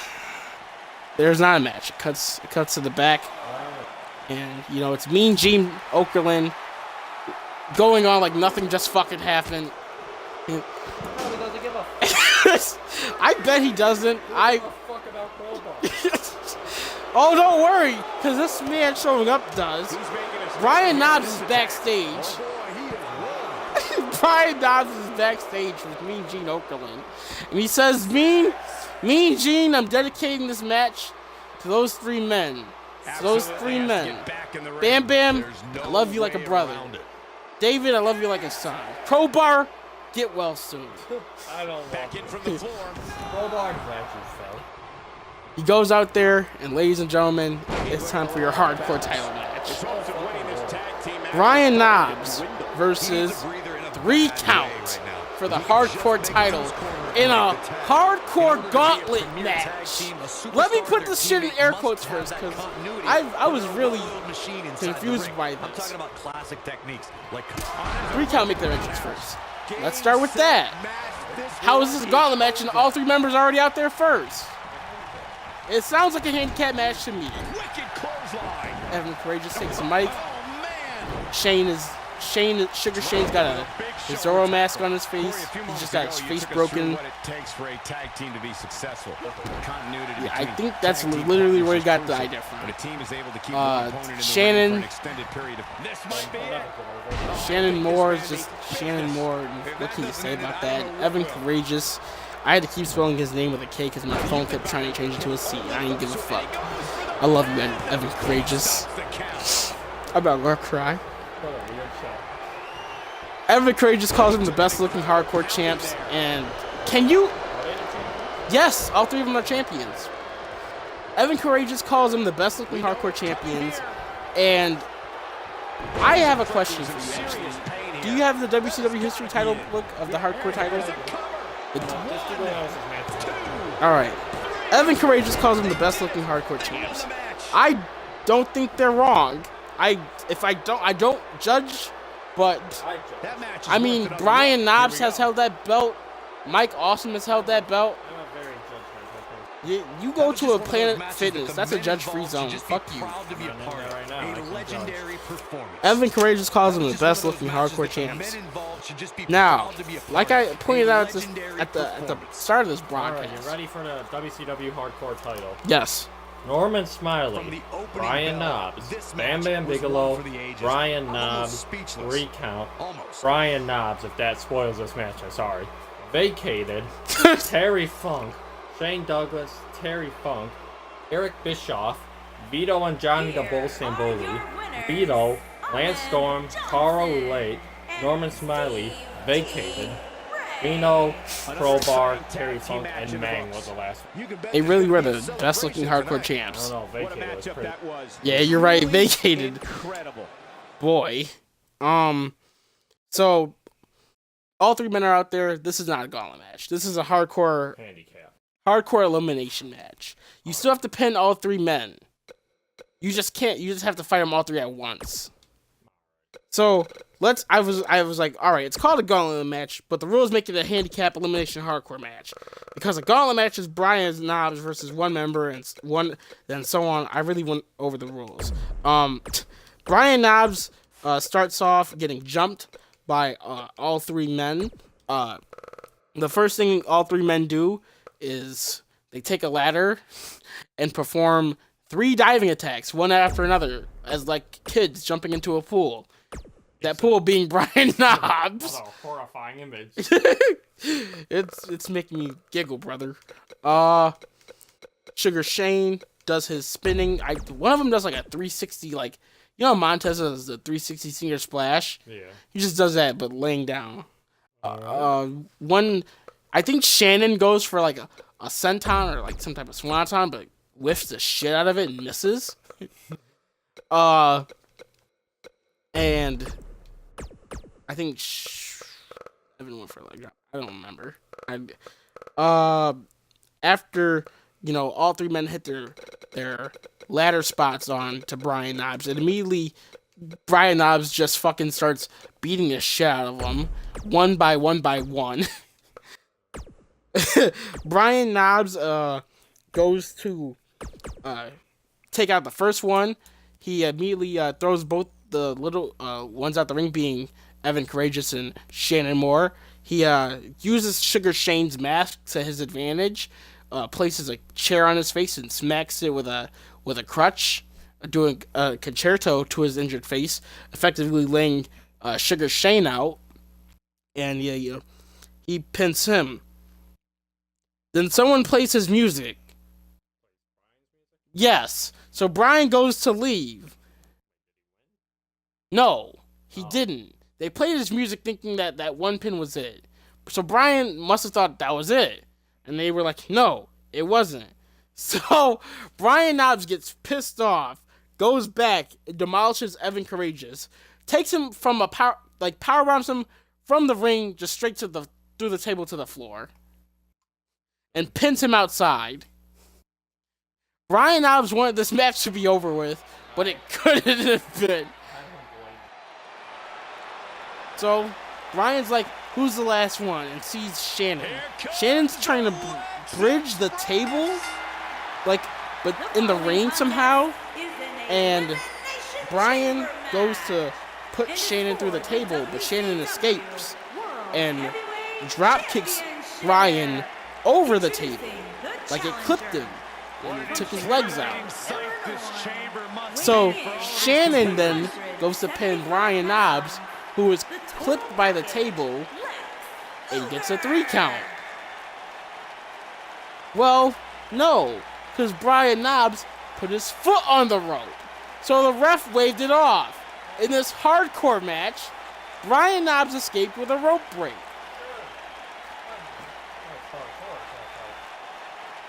He pinned Courageous outside. Survive the chamber.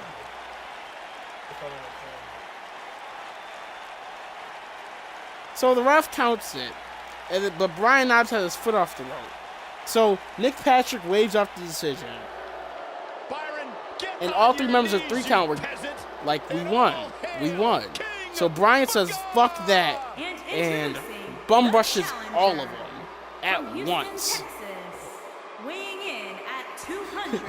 He throws the other 2 out, climbs to the top rope with a trash can, splashes on Shannon with it for the pin. 1, 2, 3. Brian Knobbs is your new WCW Hardcore Champion.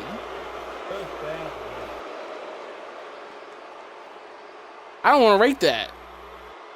That's how bad it was. Time for a segment, as I said. You're not even worthy of being the court jester. I think he just waved at me. Good! Harlem Heat 2000.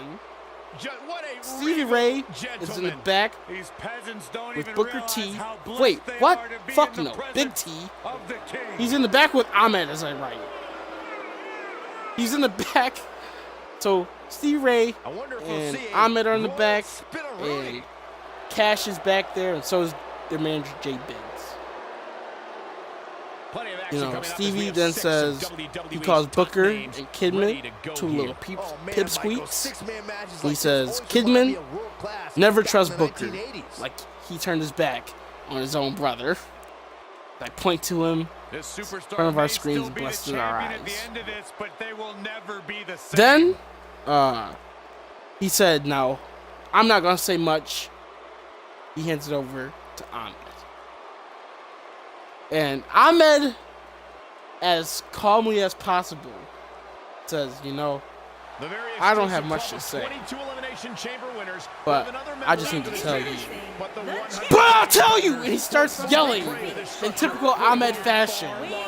He says, "I'll tell you what, Booker and Kidman, because get ready, baby, because the heat is on." In only a fashion that Ahmed Johnson can do. I wrote these notes. Top names ready to go here. Oh man, Michael, six-man matches like this always remind me of world class. Back in the 1980s. I wrote these notes at 11 something at night, so I actually like wrote these in all caps. And I'm not gonna lie, when I saw that promo last night, I was a little terrified. I was half asleep. So, I mean, Ahmed Johnson, young, definitely wake you up and keep you in your seats. Then we cut to another segment. After that wonderful Harlem Heat promo, it's oh my, it's Vampiro. Oh. It's Vampiro. Gentlemen, I wouldn't wish the pain of this structure on my It's worst Vampiro enemy. Trust me, in between I've a seen ladder in this match before. in a dark room, and he's, oh my god, I wrote this word for word. He's explaining how every day he sees things and people, and it makes him think about doing mean things.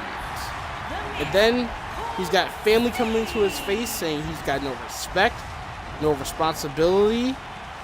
They just keep pushing the buttons, and he feels odd. You make him do things and feel like a bad person. All I gotta say is, this the calm before the storm, or is this the moment of silence for all you sinners? Oh man, Michael, six-man matches like this always remind me of world class. That was Vampiro's promo.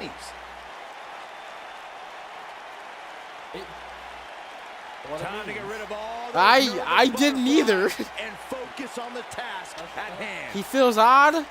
People are pushing his buttons. He says this to his family. They make him feel like, What the fuck is his family in wrestling?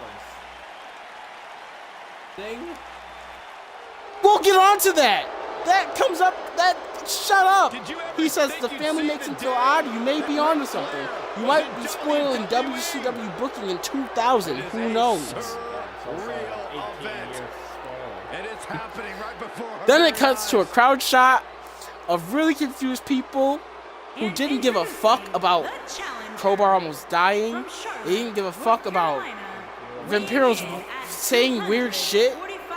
They just saw a camera cut over to them, and they got excited for the crowd shot. That's the beautiful thing I think about wrestling, if you boil it down. Doesn't matter how shit your show is, if you get a crowd shot, the fans will go nuts. I just hope these six superstars are ready. We get Booker and Kidman versus Harlem Heat 2000 with Jay Biggs. And ladies and gentlemen, Jay Biggs is now on the commentary table. Give it up for another person joining the commentary table. Better than This is the kind Hancock. of match that could change your entire life. He wasn't bad. I felt like he was actually... I think so, and that explains why he's not... I don't think he was all that bad, because I think... I like Clarence Mason. Yeah. Clarence Mason my fucking nigga, bro. Word for word. Put that on my... I was also gonna put that on my fucking tombstone. So, there's some friction already between Kidman and Booker. You know, Kidman thinks that Booker's looking and trying to strike out on his own and using Kidman for his own personal gain. Oh boy, so much a game for Big Kidman. Booker T, who is a multi-time tag team champion. Higher on the card than Kidman was as a cruiserweight. Yeah. Booker T is gonna rocket his name off. Billy. Yes. Coming up as we have 6 of WWE's Kidman comes out, ready to go and here. Mark Madden says, Booker isn't like my homies from the ghetto. Booker done forgot his roots. He ain't Harlem like Big T, Stevie Ray, Jay Biggs, and Cash. Those were the words of Mark Madden. And man, I wondered at one point, what made Mark Madden such a certifier of someone's hood pass? Mark Madden in his Hawaiian shirts that he wears. Mark Madden at. Listen, at every point of this match, Mark Madden made me feel comfortable just talking to Jay Biggs. The match was. Ahmed Johnson. Shut up. Hold up. Mark Madden, speaking on Booker and not going back to his roots, just blew me away on his comments. Jay Biggs on commentary, not commentating, but preaching actually, about how. Oh, that's right. So Tony Schiavone goes, well, Jay Biggs, how do you feel about Crowbar? Jay Biggs just go, I don't give a damn about Crowbar. That right there made the fucking match for me. I was so happy to hear that. I thought I was the one that didn't give a shit. Nah, Jay Biggs don't give a shit about Crowbar. This is going to be big, one way or another. Booker and Stevie were having an interaction in the ring. I don't know what made him think that was a good Booker idea. and Kidman were fighting Stevie. Big T really didn't have much to add to this match. I feel like Ahmed was slowing down in his later years of that. Whatever He's in some serious pain talent here. Ahmed had, like 97, was gone by 2000. Yeah, and here's just more reason. So just going back and forth, Booker, Kidman quickly did a double team move on Stevie. Stevie eventually was able to get Kidman into his corner then, quickly working him with the power that is Stevie Ray. I mean, you know the power of Stevie Ray more than I do. You can attest to it. That's when Stevie tags in, obviously, the probably not better of the two, Big T, Ahmed. And Ahmed added nothing as the way I had nothing. You thought this match added nothing. It was more like them two working another handicap match, basically, while Big T just was there. Yeah, he did. It's almost too easy for the Macho Man to kick out of. Yeah, seemed to be just testing the waters. And boys, was it something. It's devastating. Lex Luger dominated WCW as a World, United States, and Tag Team Champion. Sports Entertainment was stunned when Luger appeared in an interview segment during WrestleMania 8, shortly thereafter became the narcissist. Nope. July of 1994. They're gonna get to it in 2001.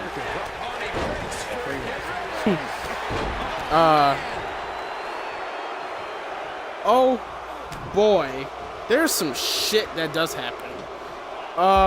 So now Stevie tagging Big T, and Big T was fighting Kidman. Booker eventually falls down due to nefarious means, Cash and Jay Biggs. And it's just Kidman trying to fight off Harlem Heat. What the fuck is about to happen is something that I can barely describe on my own, let alone using these notes. Booker, or no, Kidman's getting worked over by Big T and Stevie Ray. They fall out to the ring. They are brawling outside of them. And Big T says, hold the pipsqueak. I got him right here. To Stevie. And Stevie's like, alright, sure, sucker. And he's holding Kidman in position down by the corner of the outside. They're outside now, ringside area, and Ahmed climbs over the guardrail now into the crowd. Shoulders are down. Since the elimination And- inception in 2002, there have been 20 And so now Ahmed's shut up. Now Ahmed's basically outside into the crowd area while Stevie's holding back Kidman in position, and Ahmed takes off through the crowd for a flying shoulder block over the guardrail that doesn't even hit Stevie or Kidman or anyone. It just kind of falls at their feet. So Ahmed Johnson gets a full head of steam from the crowd, charges over the guardrail, and misses both of them with a shoulder block. And ladies and gentlemen, when I say it fell apart, that was when it fell apart. Jay Biggs on commentary calls Booker a ref. A ref? He calls Booker he said Booker was stopped by the ref, not because of him trying to help, but because he's actually a coward. He's saying that, Booker T really doesn't want any part in this match, and I think he doesn't after seeing that. And Ahmed Johnson botching a guardrail shoulder block. I mean, I don't blame him for missing that. I blame him for doing it. I blame him for thinking it and attempting it. What lucha indie spot was Ahmed Johnson going to pull off? The 1992 Royal Rumble is considered by many fans as the greatest Rumble in history because of the great superstar who competed in it. Tonight was another in a long line of nights where Ric Flair Then to we get finally a hot tag after that miss. Boy, we needed Booker back in this match against Stevie badly. So Big T and Stevie double team Booker after Kidman finally gives him a hot tag, and Kidman responds to this by throwing Stevie Ray into the Muscle, which is just a fat bodyguard who's bigger than Ahmed, Cash. Kidman finally got tagged back in, and Kidman went for a sunset flip on the turnbuckle to Ahmed. Booker hits him with the Harlem sidekick, and it's a 3 count. And Kidman and Booker get the W after that sunset flips Harlem sidekick combo. I give this a meh. It was actually entertaining with Jay Biggs on commentary. Jay Biggs on commentary doing good, playing off Mark Madden, and then at just one point ignoring him and all the shit he was saying. That made me feel like Jay Biggs was feeling like me a little more. But also the fact that, there was Kidman was good, Booker was good, obviously. Stevie handled his own for what he was bogged down with. Throwing shoulder blocks that shouldn't be thrown if you can't even do it. Next, we get a pinfalls count anywhere match between. No, it's just pinfall. That's what they said. Pinfalls count anywhere. It's between Fit Finlay and Vampiro. That's how you put an exclamation point on a match. Boy, ladies and gentlemen, they brawl everywhere in this match. And by that, I mean they sort of did. Quickly, at the beginning, Fit Finlay starts throwing elbows and forearms into the face of Vampiro. He starts even clawing the face. At this point, I noticed Fit Finlay and Brian Knobbs were wearing matching gear. What type of fucking tag team of hardcore champions and just old-ass men was this? I don't know. But they're a team that I never thought that...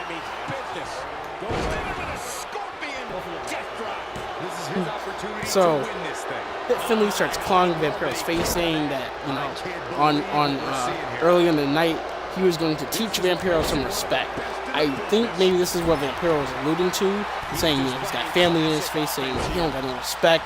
He don't got no respect for his business. Is Fit Finlay Vampiro's family? Comment in the section below. Like and subscribe and follow us on Instagram. Fit Finlay and then Vampiro go outside of the ring and then battle for a bit. Vampiro finally comes back with a variety of lucha kicks that he's so famously known for. I didn't know Vampiro was of Mexican descent. I mean, I didn't know. I'm not gonna say I didn't know that for a while, but like, yeah, probably until like I'll say a couple years ago. Yeah, I was like, huh. And then I was like, I felt bad because I'm like, I guess it makes sense. But then there's like a lot of people like Mark Jindrak, Marco Corleone. I did not know that he was a Mexican descent either. Like, you don't find stuff out until like you look and you find out and like explains heritage. Fight.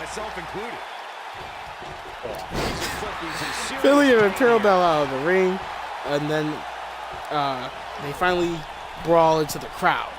And boy, they're eating this up, the crowd. They actually go up the stairs for a bit, and the fans are going insane. Literally, there's like dudes just trying to get in camera shots. Normal crowd brawling fan shit. But this was a WCW pay-per-view, not an ECW pay-per-view. So take the idea of like, you know how it's normally crowd brawling in front of like drunk dudes and like teenagers, like yeah, fuck yeah. It's like kids and adults. And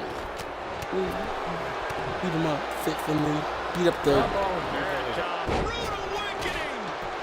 Yeah. It's fun for the live crowd. It's kind of boring.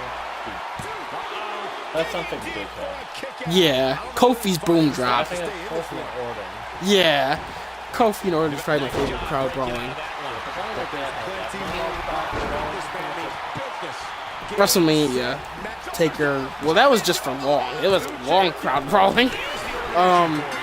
Finley and Imperial then brawled up the stairs into the lobby in the concourse of the arena. Earlier in the night, Fit Finley stated that he would flush Vampiro's head down its ring. This almost took place when Finley dragged Vampiro by his hair into the bathroom, into the women's bathroom, where Mark Madden has now captured my heart again with the line of the night, and he screams, "Oh no, not the women's bathroom!" So Finley's like, "Oh, you're right, not the women's bathroom."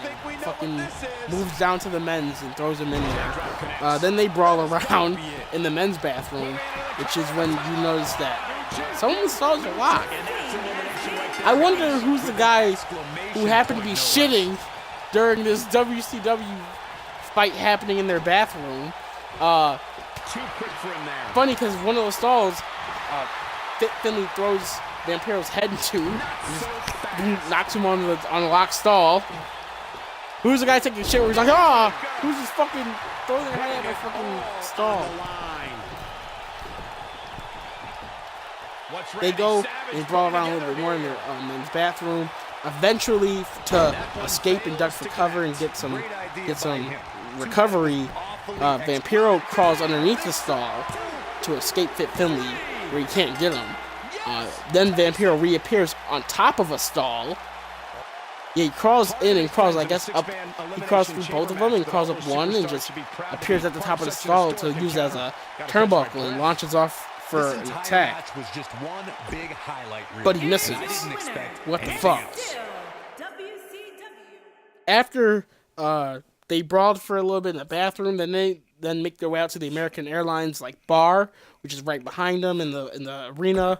We get a good shot of Miami at nighttime. Beautiful.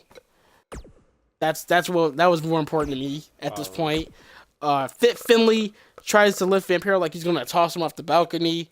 Vampiro fights out of it, and they brawl back inside of the arena, then coming to this really dimly lit red light bar, which made nothing able to see at, which all the fans were at, so they were already crowding the fucking screen, so you couldn't see shit.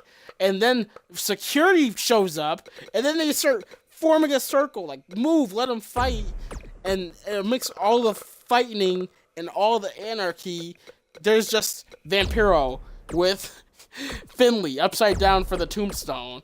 and hits the nail in the coffin. 1, 2, 3. And there's your finish. Vampiro beats Finley. Good, bad, man. I wrote down a nail in the coffin in front of a bunch of drunk assholes. Oh man. It wasn't bad. It was meh. All right. It was definitely meh. Next match, they're just out there. But you'll see Vampiro and Finley again. Oh boy. Don't worry. Next match, the Mamalukes versus the Harris Brothers for the World Tag Titles. My first note I wrote is that Mark Madden says that Disco Inferno is a jackass. I think I wrote that down because I didn't believe what I was hearing. Mark Madden called Disco Inferno a jackass. I think that's actually the pot calling the kettle black. It's a black pot calling a black kettle black. That's it. Everyone there is just black. Everyone there is just black. Disco gets on commentary, and the first thing he says is that he doesn't get paid enough. I think he gets paid too much. Disco just starts bashing that he doesn't get paid enough, and boy, if Disco doesn't get paid enough, then someone's getting paid too much in that company. And probably, you're right, it is Disco. The Harrises start off strong. They're using their strength, throwing around Johnny the Bull, keeping him in the corner.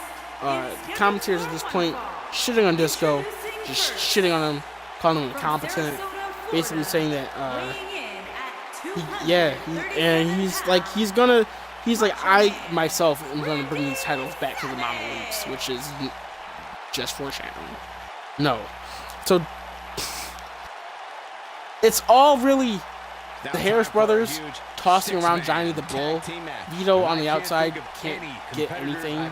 They're cutting him off at every moment. The Harris brothers just cutting him off. And Vito gets no hot tag. So then Disco rushes the ring with the tag belts and uses them in front of Nick Patrick. Who doesn't DQ Disco? The Harris brothers just like toss Disco out, and then they just use the belts on Johnny the Bull and win. No. I can't believe he's here! On a mission of justice! Shut up, boy, because we probably have actually one of my highlights, at least. This was one of my highlights, to actually give you an idea. Next is a video package highlighting Dustin Rhodes versus Terry Funk in a bull rope match.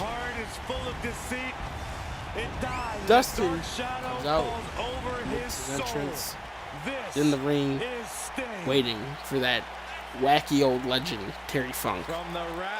And Funk comes out, talking like Foghorn Leghorn.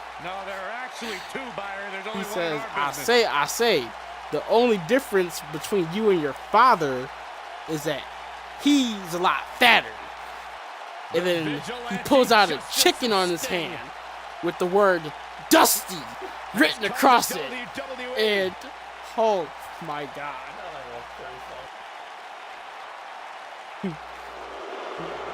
Then he says, he looks, and Dustin is in the road.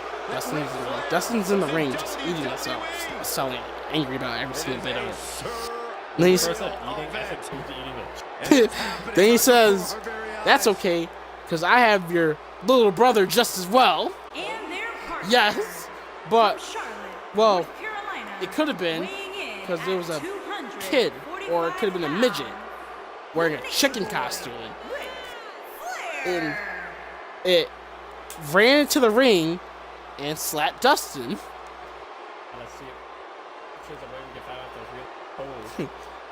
And my only question was that actually Cody? Live the lifestyle, Ric Flair. I like our thoughts from seeing that same chicken. Was that Cody?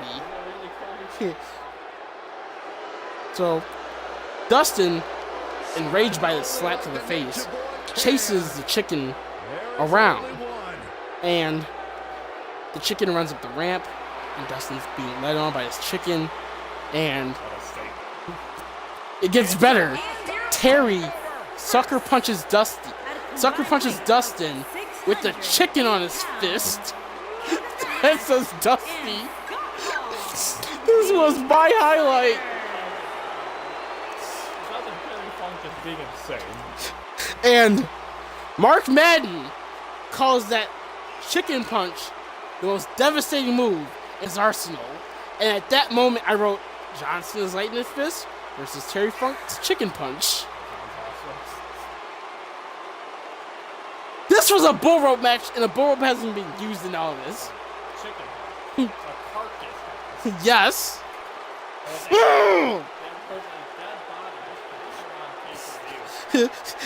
Oh boy, what a sight those fans got to see.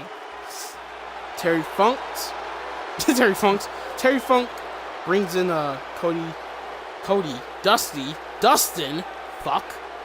in the ring, and then he starts whipping him with the cowbell repeatedly. Funk throws, as I wrote, he hits some fists and a DDT. I mean, it's Terry Funk offense. It's repeated punches to the face, calling him a yellow belly coward. I wrote that. Bella, son of a bitch. He hits a DDT. At this point, the ref, he's like, come on, guys, gotta get the bull rope on. Gotta get it on, because it was only on one of their hands. I think it was only on Dustin's. Rhodes then low blows Funk with his back towards him, and then he starts whipping him with the rope. He starts whipping Terry Funk with the bull rope. Rhodes, Dustin then starts beating Funk with the bell outside, cracking him over the skull. At this point, I just also want to say, it wasn't that long ago that Dusty fought Steve Corino, or I think this might have been the same year. Yeah, just a lot. They love that bull rope match, don't they? Back in 2000.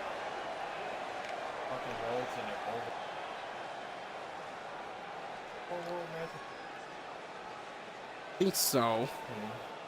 So, Dustin beats Funk with the bell onto the outside, and then what I wrote is, these assholes finally attached their wrists to the bull rope.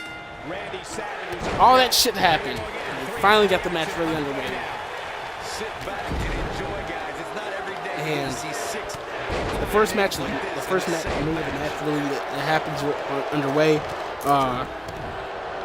Rhodes hits the bulldog to Terry Funk onto the cowbell, and that's the first spot of the match. It's only a 2 count, and then at that point, the chicken comes back.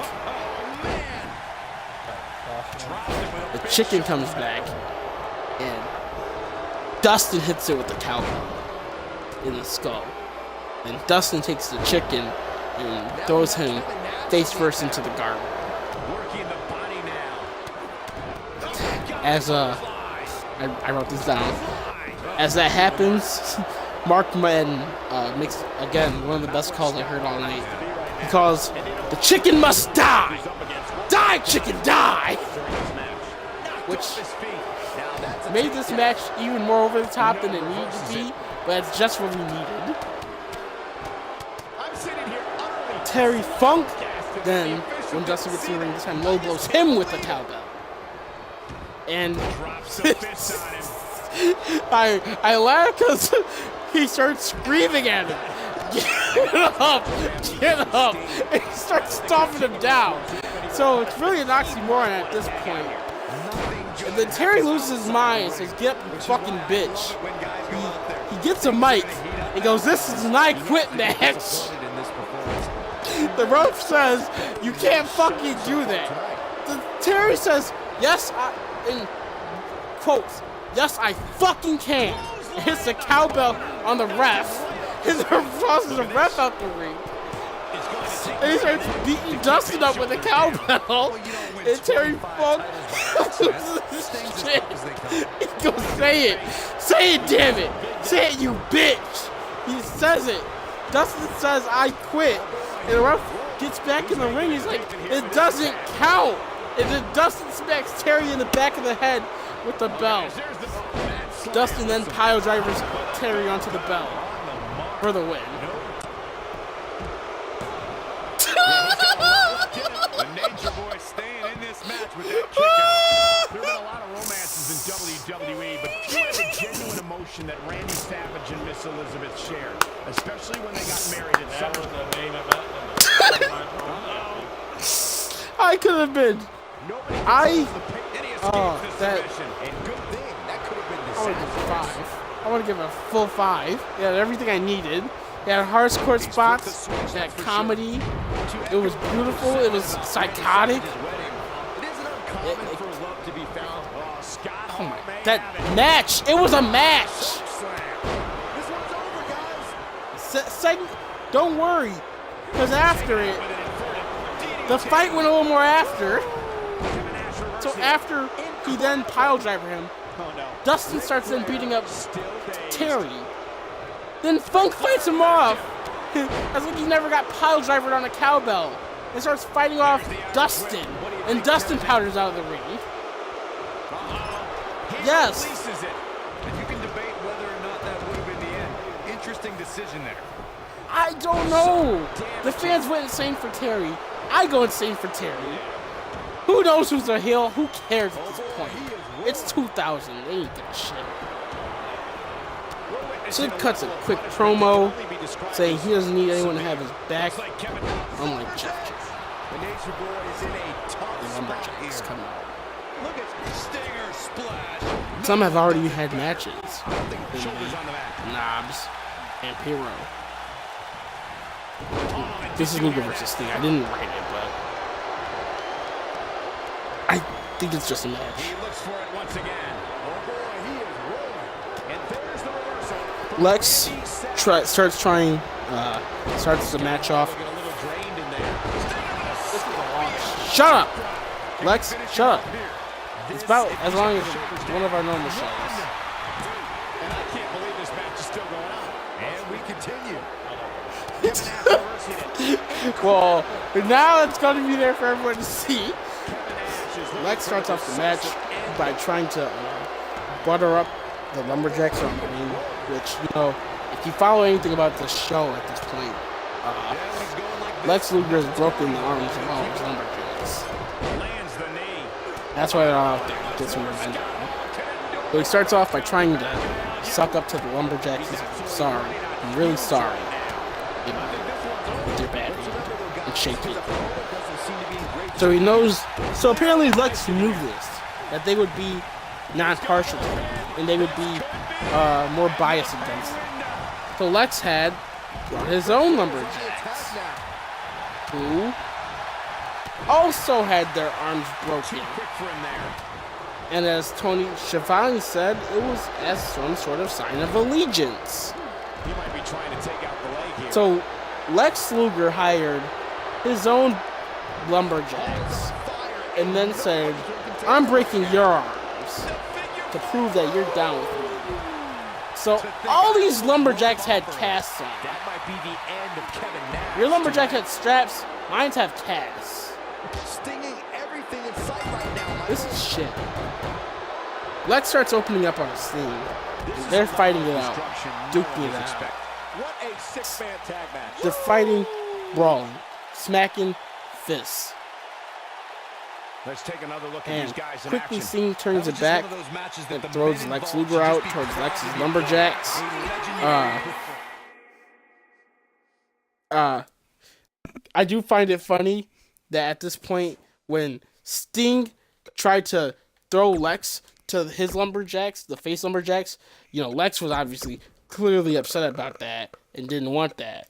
When he threw him to his Lumberjacks, I do like all the heel Lumberjacks at once going, smiling, sticking up their thumbs and like some patting him on the back, like, good for you, Lex, good for you. All just encouraging him at once. That was great to see the heel team actually act more like faces for once. Lex comes back in after that show of camaraderie between him and all of his broken arm buddies, and gets beat up by Sting some more. Sting lays out Lex down, hits him with a jumping elbow drop, and going as hard as he can, Sting hits him with a double air claps and throws Lex out. This time to the face lumberjacks, and boy, the crowd went nuts for that. So the faces get their stomps in all on Luger, and the Harrises then run over to play bodyguard. Yeah. To try to cover Lex. As this happened, they didn't fight the faces. They just shielded Luger to get stomped out by the faces. And as all the faces were beating up Lex, Jimmy Hart, who was there because he had his arm broken, The following he contest isn't is really a triple fighting. threat He's just there on the match. apron with his And megaphone, from yelling. Sarasota, Florida, Effective. weighing in at 237 pounds, Macho Man, Randy Savage. Lex starts begging for mercy, and after the lumberjacks throw him back in the ring, and he brings Sting in and then low bridges him out the ring to the heels. Then the heels start jumping Sting, and then the heels get the jump on him. Then they throw Sting back in the ring. Now both men have been thrown out to lumberjacks at least once or twice. Then shit gets weird. I wrote. Tank Abbott starts walking down the aisle. Oh God, to no theme, and while Sting is now getting beat up by Luger, Tank Abbott knocks out Doug Dillon, who was his former manager. Did you ever Mark think Madden you'd see says, the day Tank Abbott never was forgets. in WWE? It is At a that point, the lumberjacks event, and start it's fighting happening each other, before our very and they eyes. just up the ramp and leave. After Tank Abbott knocked out Doug Dillon. North Carolina, weighing So now, in at there isn't any 245 lumberjacks. pounds, the Nature Boy, Sting and Luger fight for a minute inside the ring. Then Ric Flair makes his way down with Elizabeth in a chair, marked specifically with Sting's name on it. But as all the chaos ensued and all the lumberjacks fled, it looks like one person was still there to meet Ric Flair halfway into the ring. Vampiro. From the way he rolls up in a limousine to walking in the building, custom made. Immediately as you see Rick get cut off by Vampiro, it doesn't even matter because Rick's in the ring. He beat Vampiro with that fucking chair, I guess, and said, "Fuck off, bro, you a bitch."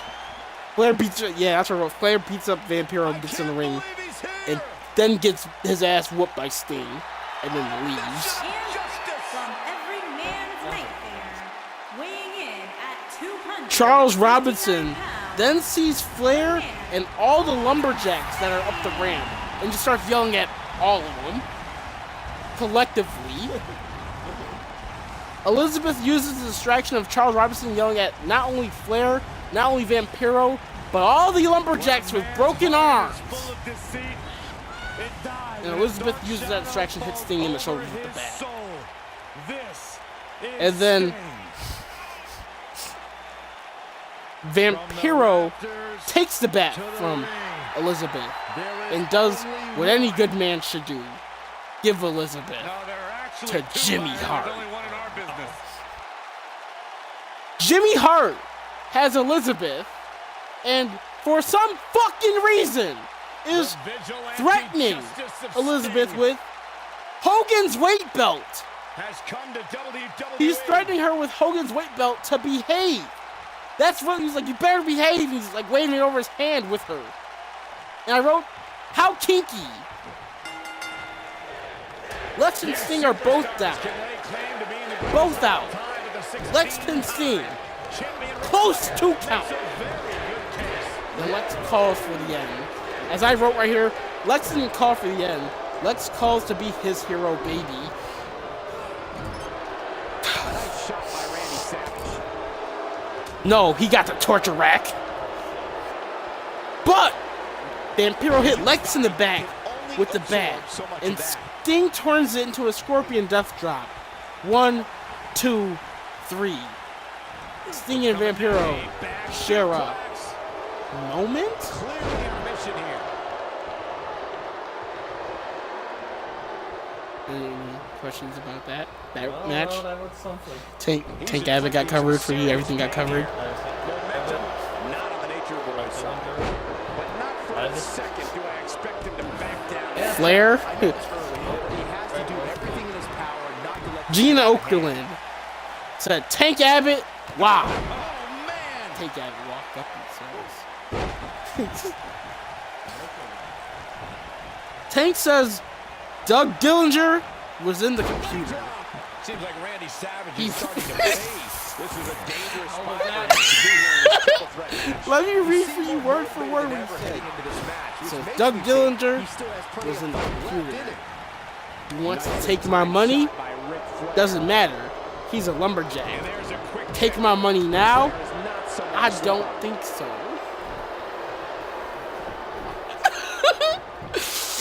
Here's a cover. Digging deep. Kick out. Oh, wow. What computer? Doug Dillinger was in the computer. Inside the ring now. He wants to take his money. That'll have you worrying about long-term injuries for sure. Sid Vicious? I like I wrote Sid Vicious versus Jeff Jarrett. I don't know how I wrote that so differently. He'll be feeling the effects of that for a while. Apparently, I wrote, could this be a work? Could this be a shoot? Looks like he's pinpointing But Jeff Jarrett was just walking to the ring. Just in the back. getting his attention with a vicious strike. And then the cameras cut to Sid. And the producer runs up on him and tells him his match was now. Finished the job. He said, There have been what? a lot of romances in He said, WWE, and the but producer there's told him genuine emotion that Randy Savage politics and was Miss played. Elizabeth shared, Card got especially when they switched. married at SummerSlam in 1991. I don't know if this is a shoot And or now a that work, was countered. Wow, but that was apparently impressive, Michael. politics was played. How in the world And the is match and the Flair card going got to remain switched. alive? This was still treated as the main event. Bad way here. But things can change in an instant in a triple This was still threat treated as the main event. Michael echo Buffer did Michael's not give a shit. sentiment He's about still getting Randy paid mad Savage's money for this It isn't introduction. uncommon. Pinfall attempt here from Sting. I thought that was it. Have to put in a little more work than that. Bash at the beach. Sting with a great offensive show. I was getting the last two matches out there. Oh boy, Michael Buffer giving his great introduction as just he can. Jeff Jarrett cuts a actual fine heel promo about overcoming the obstacles, which you wouldn't think would be a heel promo, but seeing that At the same time, the faces in power of WCW were faces, that they would be trying to put the squeeze in on Jarrett for being a heel. But he said over all that adversity, over all his obstacles, he's still great. Ain't not great. Ain't he the chosen? Sid comes out with the belt. One way to Just do that immediately is starts to target wrecking one of your opponents and go after them as soon as the bell rings. Battling two Beal opponents after at the same Beal after time. Beal. So it's hunted. All He'll over. be hunted. And that's Sid why, goes for an Michael, early survival choke slam fittest in as that quickly ring. as he can on Jarrett, but Jarrett rakes him right in the eyes and gives him an eye gouge. And then Sid and Jeff then brawled out into the crowd. More crowd brawling on this great fucking show. The commentators obviously did not know that this rules, these were no DQ. But then again, it wasn't billed as no DQ, so I don't blame them. The Harris brothers outside, and they jump Sid Vicious. They jump Sid Vicious, and Jeff Jarrett uses that to take advantage. That's fueling his comeback, and Jeff gets Sid into a sleeper hold and starts wrapping around tightly on him. And Sid drops down to both knees, getting the ref to get the count going for his arm. It's only a count of 2. so he just barely escaped being put to sleep for the title. Interesting decision there. Jeff then gets hit with the title, Just so dominant. but Nick Patrick doesn't see it. Yeah, Jeff got hit with the title belt, but Nick Patrick didn't see it, and it took him very long to count that 2 count. So Jeff managed escaping the loss as well, just as Sid did. They start brawling into the corner. Jeff Jarrett then punches Sid, but accidentally strikes the ref while winding back. I could watch highlights of that one all night long. One of But the great WWE this is when matches I've shit ever been able to watch. got That weird. was just one of those matches that the men involved So, should just be proud to be a Jeff part of. A Jarrett legendary then goes performance. to the referee and doesn't try to revive him. Jeff goes to the referee to try to revive him. No, he didn't do that. He smashes the referee's head into the turnbuckle as if he was a wrestler. Then Jeff gets handed a guitar and smashes Sid over the head with it. Skip Johnson runs out to count the pin. But Hulk Hogan breaks it up and beats up referee Skip Johnson. Hogan leg drops Jeff Jarrett, drapes Sid for the cover. 1, 2, 3. Yes. That Hogan Jarrett match. Scott Steiner shows up, showing that he was in the limo all along. Not fucking good security if you wait till your guy loses. No, not at all! And smashes Hogan in the back with another guitar. Mark Madden screams, he knew he was the mystery limo man.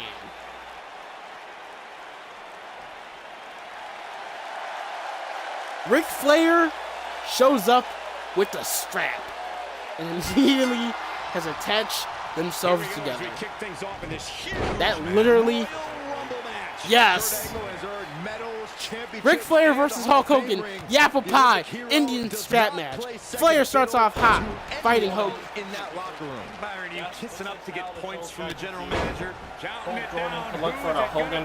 Well, I said 99, but then he asked in a question the Hogan versus Flair show. Thinking that 99 was the only show that had Hogan versus Flair in the main event, I said. Well, the only uncensored show. Uncensored. He said yes.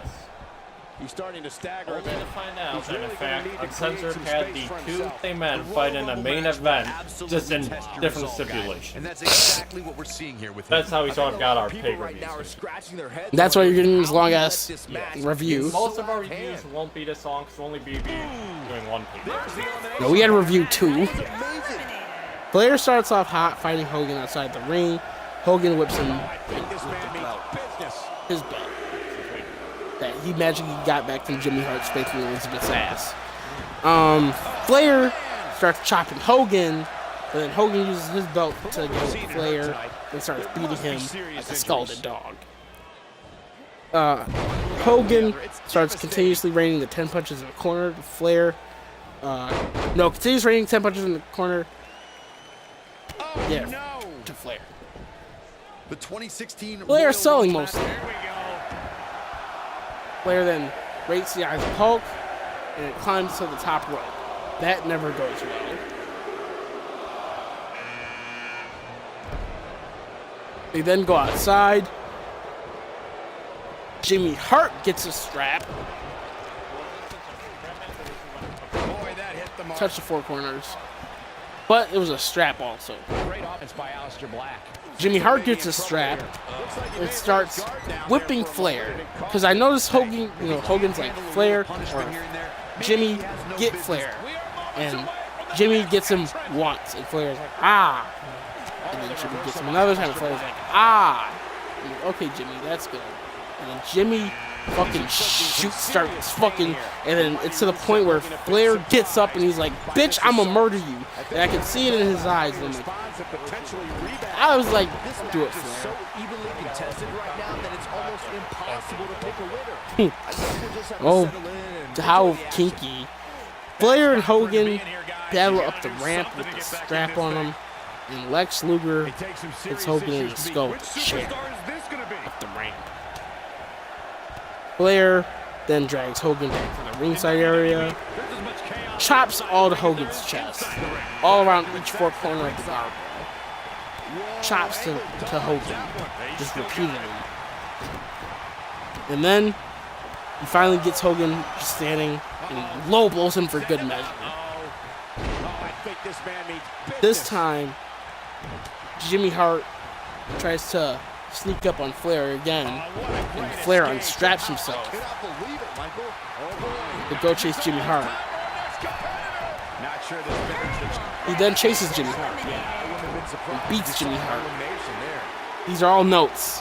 Beating Jimmy Hart was a noteworthy thing. Flair then gets back to the ring and chokes Hogan with the strap.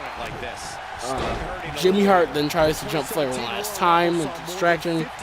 Flair decks him right in the jaw. I hope so too.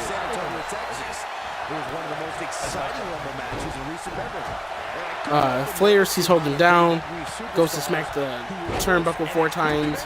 He only gets 3 of them, but Hogan managed to use his strength to hold on. Jimmy Hart trying to stick his nose in this fucking match. Then gets a referee distracted. Flair hits Hogan with a loaded fist.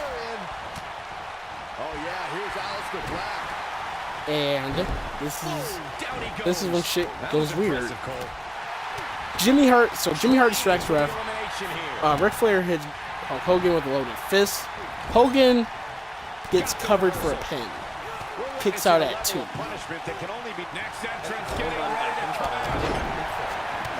Hogan fires up. It is comeback. Hogan comeback. Lex Luger and tries to run out one last time. He big boots Luger and hits Flair with a leg drop. Pins him. 1, 2, 3. The ref rings the bell and counts it. And Hogan slaps the last turnbuckle. He celebrates. You'll see them tomorrow. That was WCW Uncensored, the long year. Yep. Well, the battle of the line is over. That was WCW Uncensored, the wrong year. He's starting to show signs of fatigue. He looks incredibly motivated though. Don't expect him to be down for long. Yeah, but the guys in the ring right now, he's just as capable as any of winning this thing and going on to WrestleMania. I'm not sure. Any sort of comeback here, and it looks like he was wrong. Very wrong. Just when it was thought the battles between the American Dream, Dusty Rhodes, and the Nature Boy Ric Flair reached its apex the summer of 1980. Yeah, Vader, Brett, Steve, and Here we go, guys. Elimination coming up.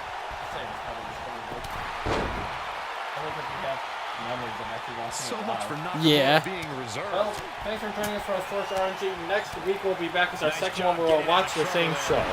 It'll be a quick review. Thank you. And Uncensored 2000 was shit. say one more time.